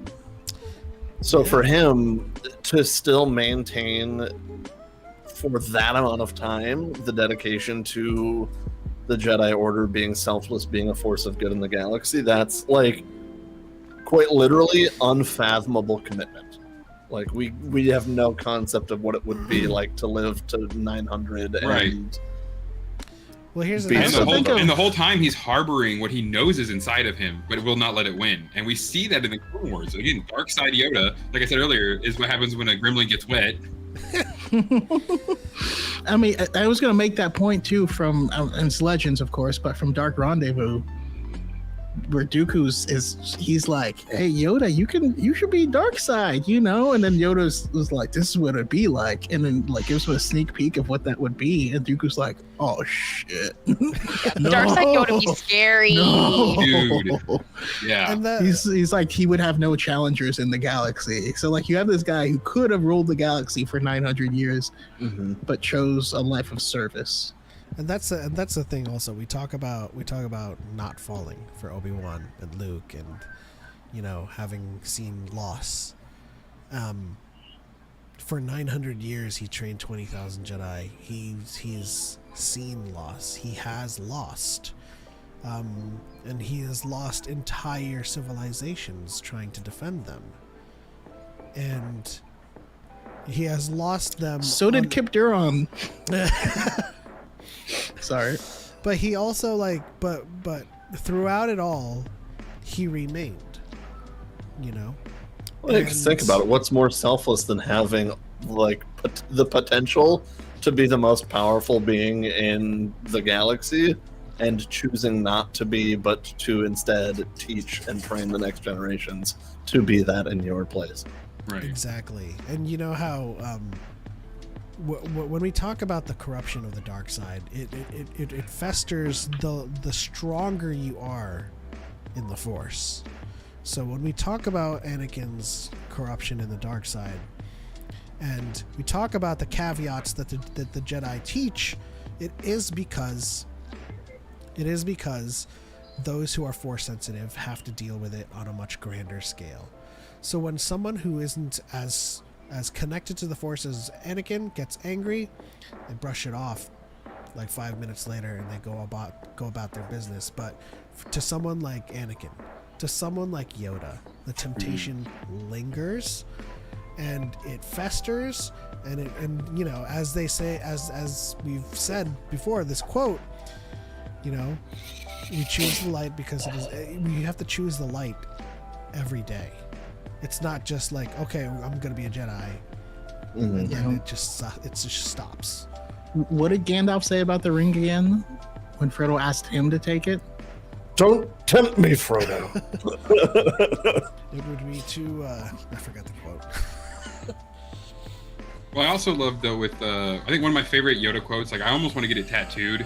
It's again from a recent comic where he's talking with Luke and he just goes something along the lines of, "When it is night, is the sun gone?" Like his little wisdom that he drops the most simple lines, but you know there is so much behind it. Yeah. And so, you know, I know there's a lot of Yoda haters out there. Shout out to Atlantis. But you know, I come to terms with and reconcile with a lot of Yoda's faults and mistakes. But seeing through arguably 9 generations of loss, war, battle, losing entire civilizations because you couldn't save them, and then losing your entire order. Yeah.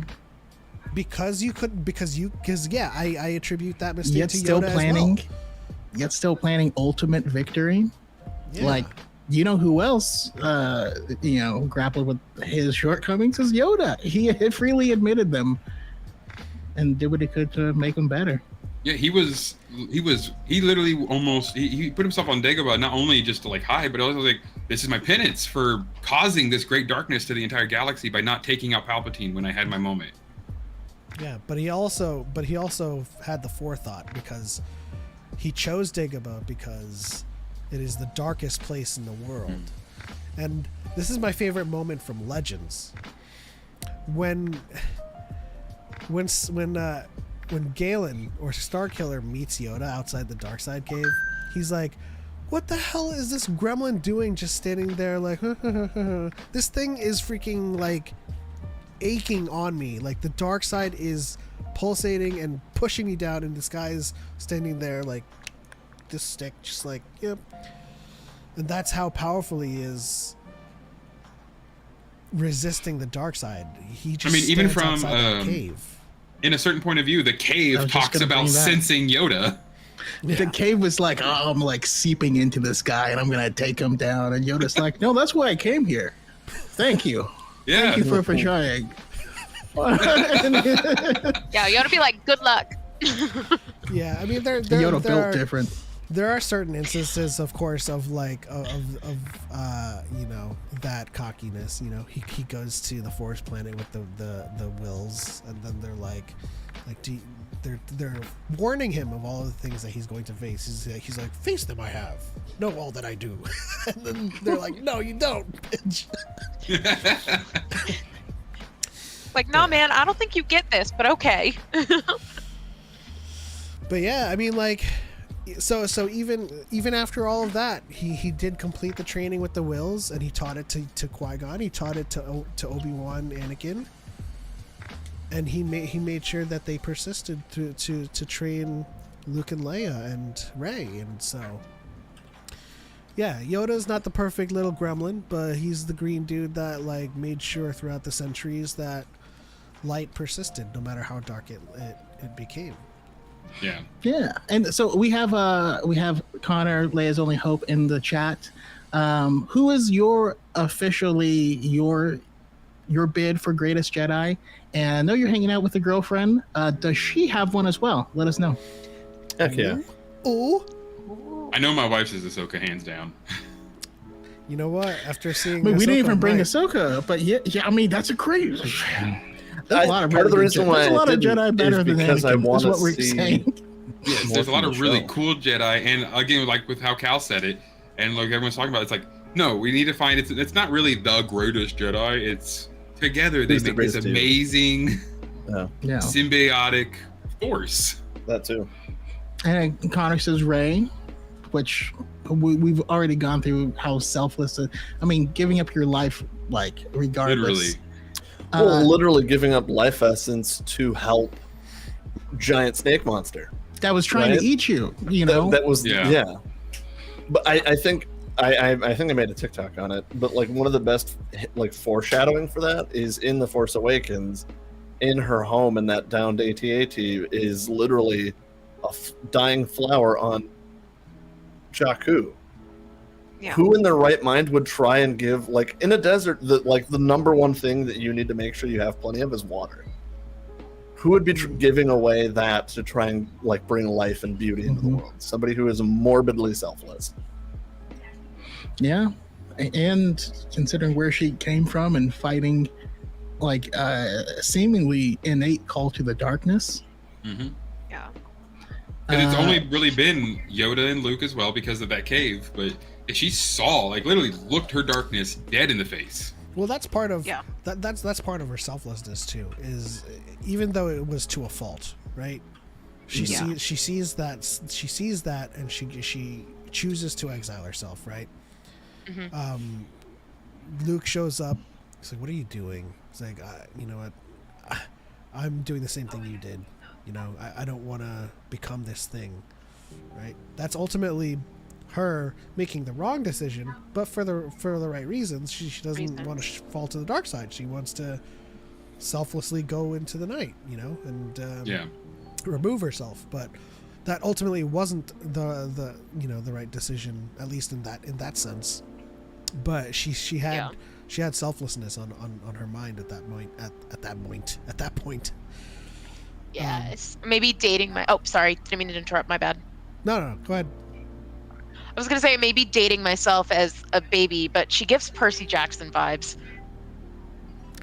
Which Percy Jackson? Book Percy Jackson. I don't know that one, but I'll take your word for it. There's also a new one coming out, so I'm not sure anymore either. Yes. All right, and Connor's girlfriend has her vote for Qui-Gon. Yep. Good one. You know, I'm surprised I didn't hear Pep say why it was Satil Shan. I mean, this is all canon, really. But you will always hear me. You will always hear me say in Legends, it's the old Sean. Yeah. In Legends, it would be Saba 17. Saba 17 was not ever going to fall to the dark side because she's like a lizard lady and like doesn't have the capacity really for it, which is one of the reasons I loved it. Even including Legends, I actually don't even know if I would change any of my answers. I mean, so there's an increased amount of story in Legends that makes me pick Satil Shan for one. You know, being able to put aside battle lines and work with Darth Mar. Mm-hmm. She converted Darth Mar. Yeah. He was like, "Yeah, I was wrong, but I'm here, so whatever." I mean, granted that did break Force Ghost lore, even though I can kind of rectify it with him accepting the Force. But just in general, how much the end game was important to her, rather than like even just being the greatest grandmaster and upholding the traditions. You know. I'm not gonna try to make the argument because it's a long one, but if I'm going EU, I gotta say Revan. Bro went through Definitely a lot. better as Jedi Revan than Darth Vader. Yeah, Jedi Revan. His actual what he's the supposed to greatest become. Jedi of all time is Darth Revan. That'd be He's amazing. nice. Oh wait, we're saying legends. Never mind. And again, I never said Darth. I said Revan. He doesn't have another name. I don't know what else to call him. I was being ironic, like everybody. Yeah, I else know. is like- I do love how like every other Sith Lord gets like some cool title with it, but they're like, Yeah. we're just gonna keep Revan. We like it. It sounds good. It sounds nice, but you know, has to like save who he falls in love with. Has to go back to the Emperor, fails. I mean, he fights the Emperor literally again, has fails. Fights the Emperor again, himself fails. Shredded like and split two pieces, yeah. into essentially two different versions of himself. He went through a lot too, but that's also because he's kind like of forced written to be. Yeah, he's Kept written to be alive like. for like 100 years. Yeah, he's this weird wannabe Captain it's America weird. for EU. It's It's weird. ironic. It's ironic because of the whole like the Jedi shouldn't have gone to war, but Revan's awesome for going to war. For being a war leader, a general. It's like he's wrong, but he did it in a really, really cool way. Right. Pretty much. To be fair though, like that's the same kind of defense squad we hear for Anakin and stuff like that. Like, well, we know it's wrong, but he's hot and he did it real cool. He's super strong, and he's the chosen one. That's And that's hate what I Anakin say so about much. Lana Beniko. Like she's wrong, Heyo. but you know, She right in Have you so many ways, you know. flirt. Dude, when Flirt. I'll never. Every flirt Yeah. option.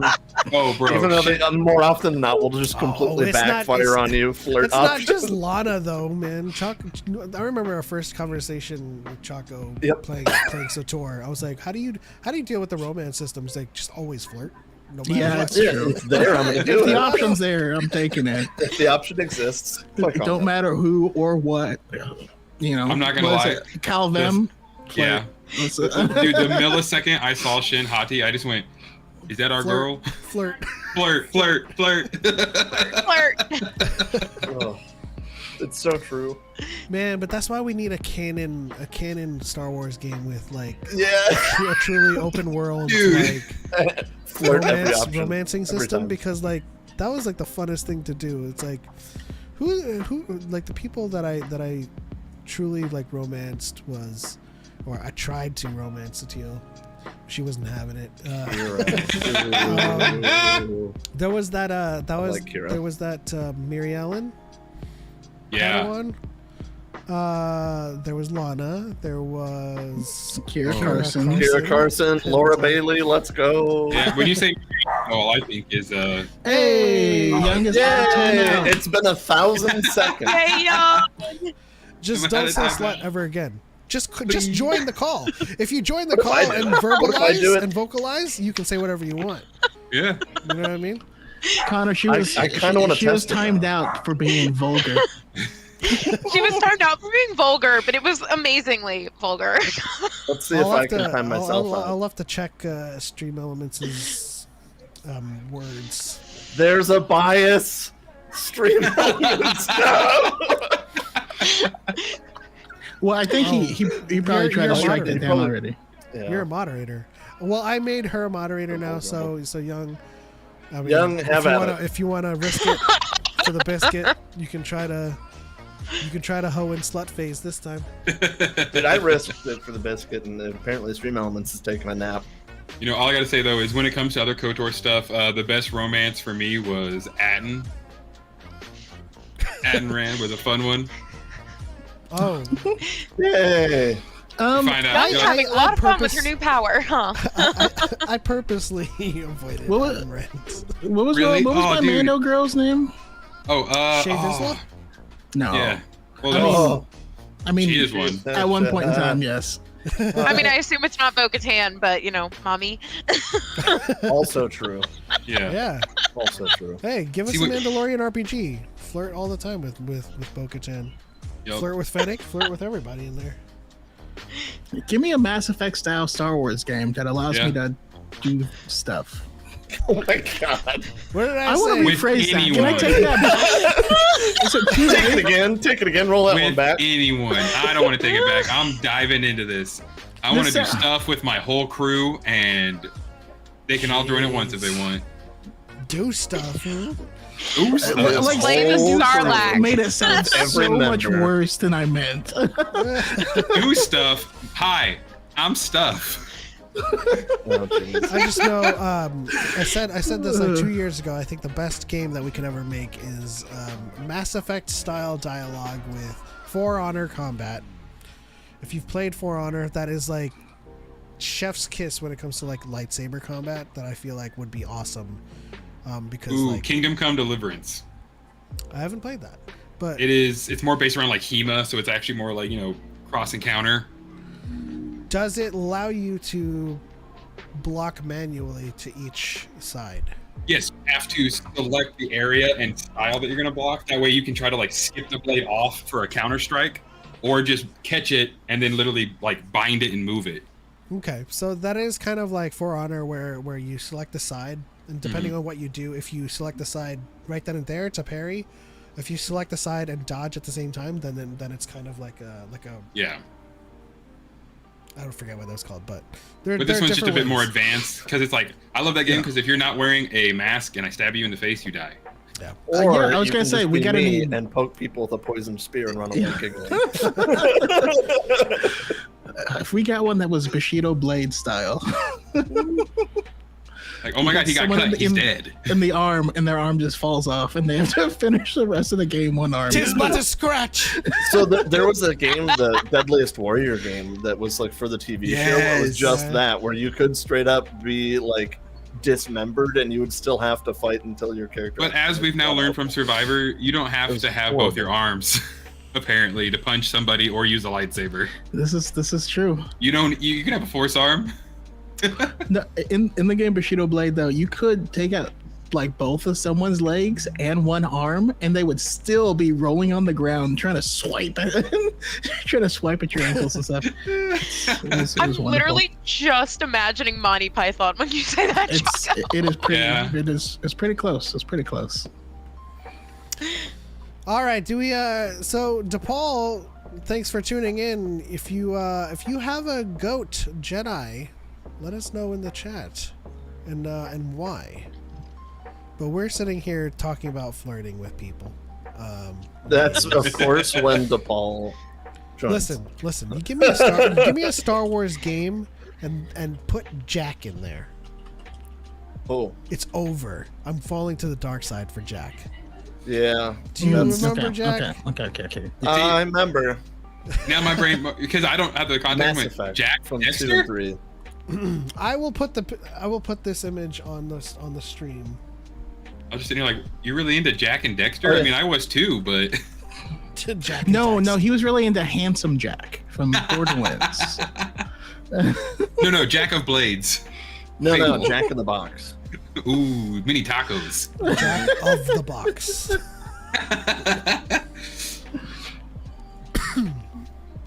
But this picture will be coming up shortly. What did But DePaul say? he just said he's a big flirt. That's why I said when DePaul just knows when we start talking about video game flirtiness. He's I like, gotta say- I've been summoned. I definitely was hardcore Visas Mar stan for the longest time, KOTOR 1. You Oh, remember I'm same. a girl. Love Maybe on Visas Mar. stream. Ha ha ha ha ha ha ha ha ha. Danger. I gotta send this picture Danger. to Lady Dragon JJ. She'll fall to the Danger. dark side for Yep. sure for her. Yep. Danger. Especially, Yeah, I'm was not that saying it, High but I voltage. take when your she word got for it. hair? When she got hair, I was like, okay, even when you were bald, Oh yeah, of Match. course. but when you got Oh, yeah. hair, That doesn't. she's Indifferent. gonna pick me up, throw me around. I'm gonna love every bit of it. Wait. Lyris is doing a Jack cosplay?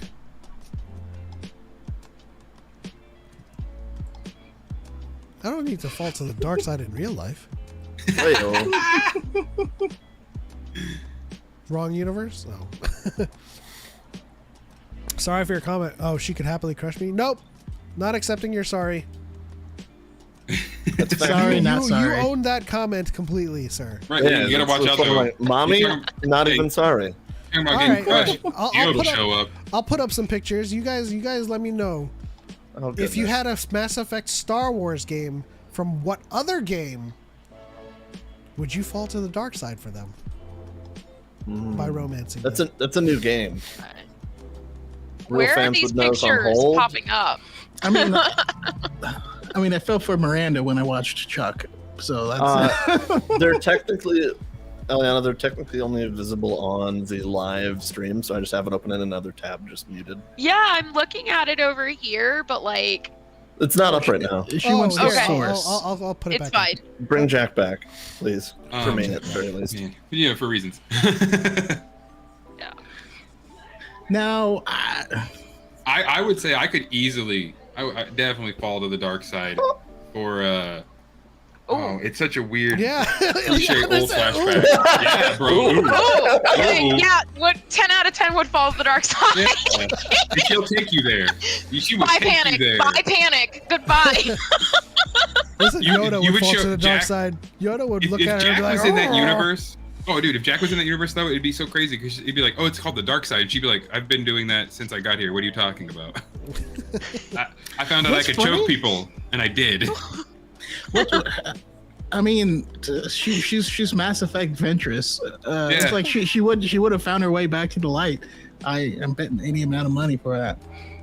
Yeah. Also, biotics is kind of like the Force. Yeah. All right. I was surprised Pep didn't bring up Tally Zora Voss Normandy. Oh, she stays on my body pillow. Yeah. Here we go. Yep. Yep. I don't Drunk need to fall Tolly, to the it dark needs side to, for her. dude.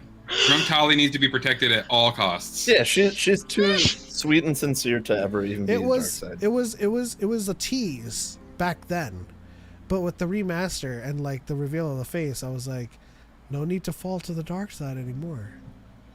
She is of the light. Right. Now the question goes to you guys now though. If you had a Mass Effect game that you can romance in a Star Wars universe, what other universe, what person could you bring into that game that you would happily fall for?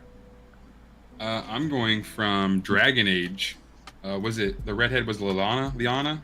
Oh, don't. 100%. I'll put a picture of her as well. Hold on. 100%. I was so upset you couldn't do that. You couldn't. Oh, in see Inquisition, I was like, no. But it made sense because she's like supposed to be in love with the hero of Ferelden still, kind of, sort of, blah blah blah blah blah.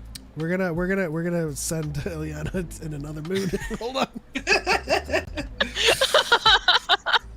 Yeah, I would. I Dead. got this. I mean, the Morrigan as well. Morrigan, I would also. Boo. Okay. Dragon Age was a whole vibe. So here is Liliana from Dragon Age. Okay.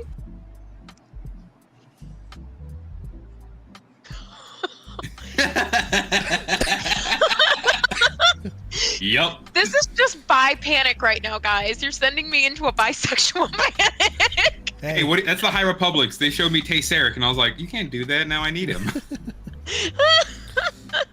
Choco, did you like Juno Eclipse?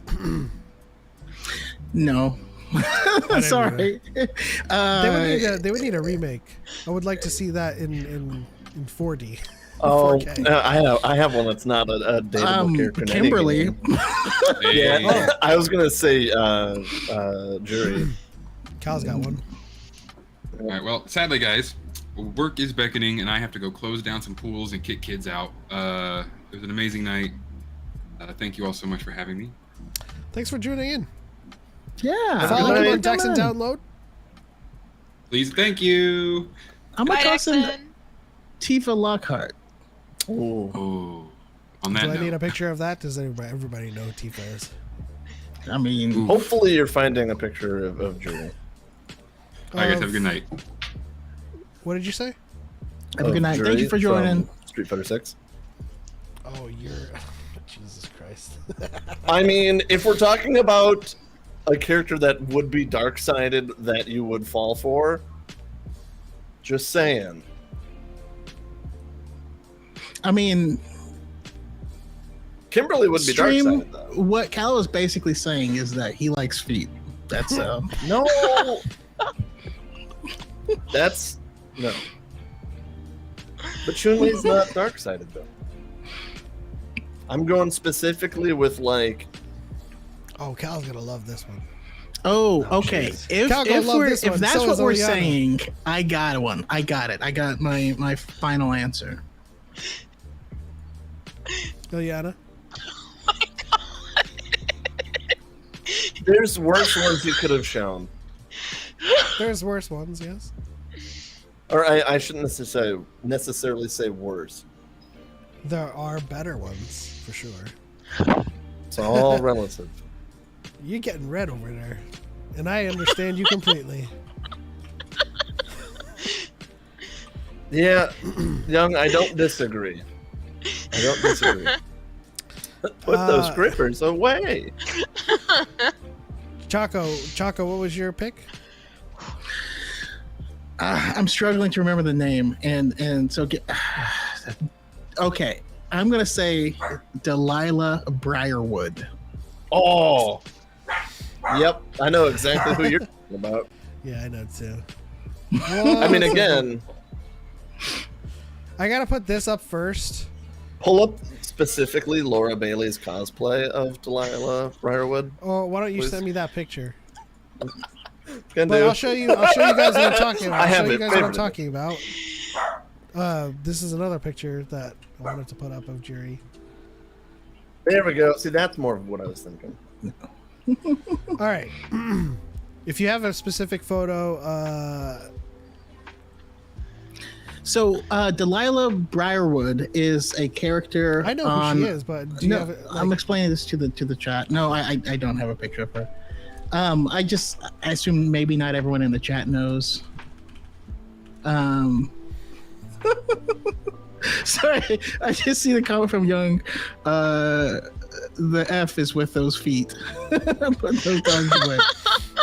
As a character, she's mostly feet. She fights almost entirely with her feet, and doesn't wear shoes. So that's a thing. Connor saying Loba from Apex Legends. Widowmaker from Overwatch is another one that is very much so like, oh crap.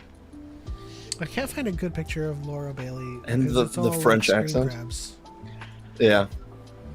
Marianne, I don't know. I Well, just there is this Instagram photo. Hold on. What in the world? So man, who are all these characters? Just characters from video games that. Also mine. Specifically, the one I mentioned is from Critical Role, and basically they took their campaign and turned it into an anime, and it's on Amazon. And if you haven't seen it, I highly recommend it. Laura Bailey. If you do need to see the animated version, it has that as well. We're putting that up right now.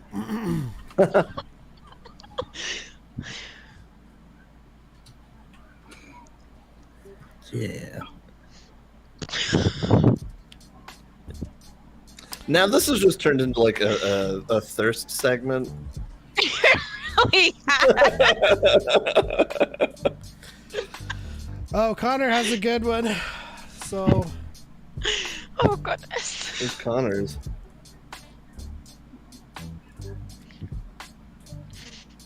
I just gotta find a good one. Oh no. Don't Also, go to the someone that we art all know- section on Steam. We all know what they look like. I'm just gonna say it. Shigo. Young. Shigo. Oh my gosh. Shigo. I can fix her. I can fix her. I can fix her. Also, Young, yes, please. Young is right. If we're doing a sip session, Miguel O'Hara, por favor.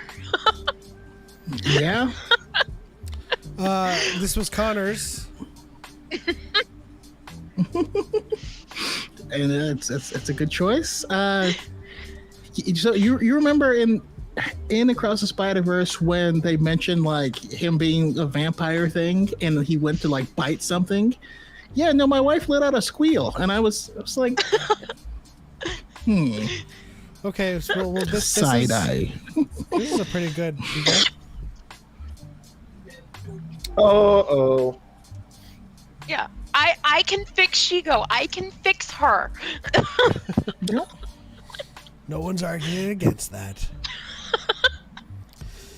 But can we not just straight bring her into Star Wars as a Night Sister? We could. Former We Night could. Sister. We really could. Could. We should. Why haven't we? It's a very good question. All right. Mrs. Choco gets it. Yep. Just to kind of wrap things up and end on a positive note, here's the OG of OGs that everyone loved. Yeah. Nah. So wholesome. It makes me uncomfortable Eliana to can look at fix this her. with all y'all. She doesn't need fixing. Nala. Fine. Nala. Oh, this young in the chat like Need you Nala is more uncomfortable, but like It's all uncomfortable. Kovu Young is right. Kovu. Where's Story Miguel? of- We need both sides. Oh, Cal has one more.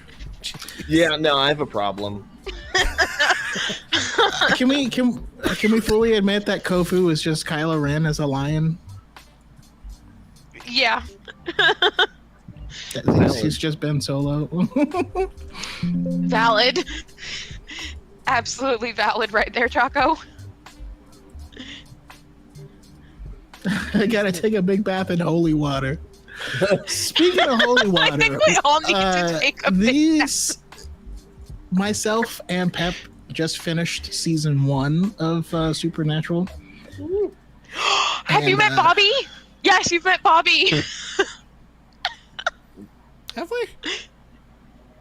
Yeah, you did. He's the guy who comes in, spoilers, like picks him up when the car crashes. The old guy with the hat, says idiots. Oh, we haven't gotten past the car crash. That's the crash just happened. That's what happens at the. Oh, but maybe he was at the beforehand. credits. I could've He helped them sworn with he- the Yeah. the devil's trap. Yeah. Yes, that's him. That's Bobby. So he's one of my absolute favorite. Sorry, you've opened the floodgates here. He's basically if Mace Windu and Jocasta Nu had a baby, it would be Bobby Singer. I do have to say this for Pep. I'm surprised he didn't say Meg. I mean, listen. Wait, which? Oh, you haven't even met the other Meg yet, or other people. Oh, there's Can you not y'all spoil- have a can I lot coming spoil? down the pipe. Oh yeah. I will mention Meg if you want me to. I'm just trying to scramble because everybody needs something. Here's everybody here's needs Miguel. everybody needs this. Yeah. Sorry, yes, thank you. Thank you. I still have to see that You movie. know, I'm surprised. I'm really surprised that Young said Ben Barnes as in the Punisher, because I feel like y'all would prefer Six Ben of Barnes and Crows. Shadow and Bone. Yeah. Yes. Have you not seen Young in the chat? Have you not seen Shadow and Bone yet? And yeah.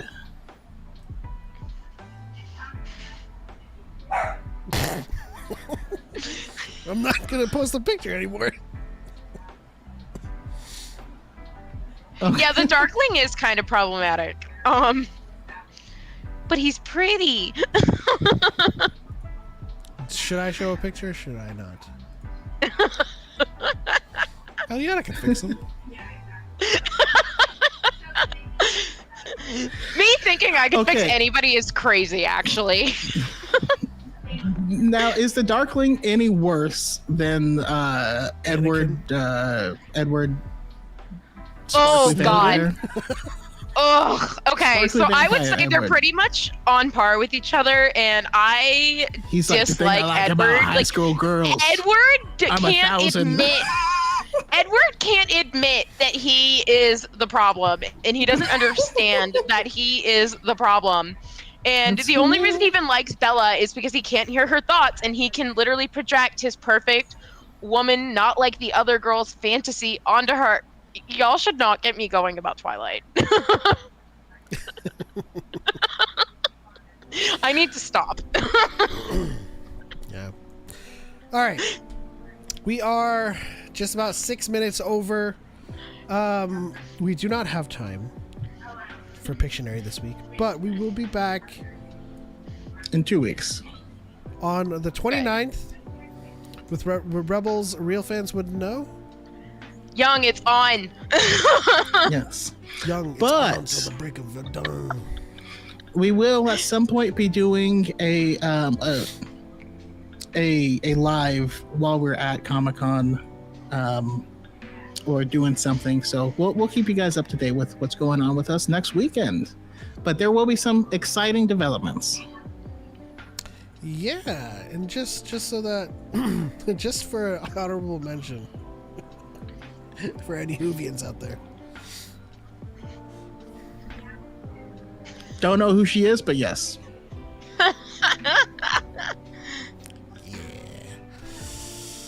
All right. Honorable mention to Trilla as well. The greatest Jedi of all time. My pick was Yoda. Choco's Up for debate. was Obi-Wan. Cal's was ultimately Obi-Wan. Ileana was Kanan. We had a lot of Kanans in the chat as well, but yes, which I still also support. And Rey Skywalker. And Rey Skywalker. It's probably my top 3 right there. But great choices all around. Wonderful conversation as always. Thank you guys, Eliana and Cal, for calling in. Also to Kenny. Thanks for having me. To Daxon, absolutely.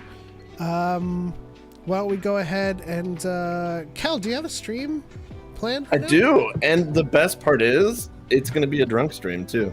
We're doing Drunk by Daylight tonight. Is it's the really landing page active? No, not doing it on YouTube. Doing it on Twitch tonight for that, just so that way, because the DBD community on Twitch is like explosive. So, I'm gonna take advantage of that and then bounce people around. Unfortunately, you got to prepare for Nicolas Cage.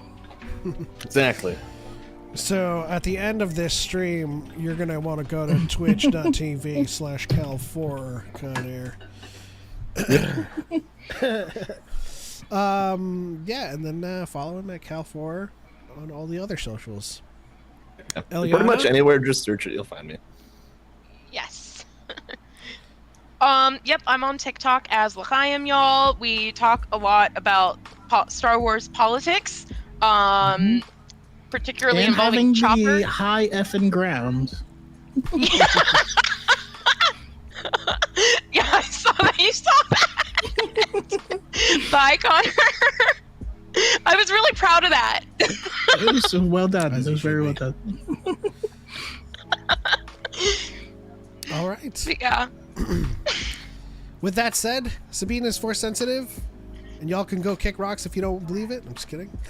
Choco, any final words? We found out that you can make an argument for just about everyone being the greatest Jedi, except Anakin. Yep. I was surprised that you weren't going to say it turns out we're all just super thirsty for like the past 30 minutes. It's not untrue. It's a given. It's a given. It's a default state of being for this community. Go search on Twitter, Blue Men. Anyways, Case Stanzi, thanks for stopping by last minute. Yeah, that's it. On to the next one. For Light and for Life. We are all the Dyad. And the greatest Jedi of all is the friends we've made along the way. May the Force be with you.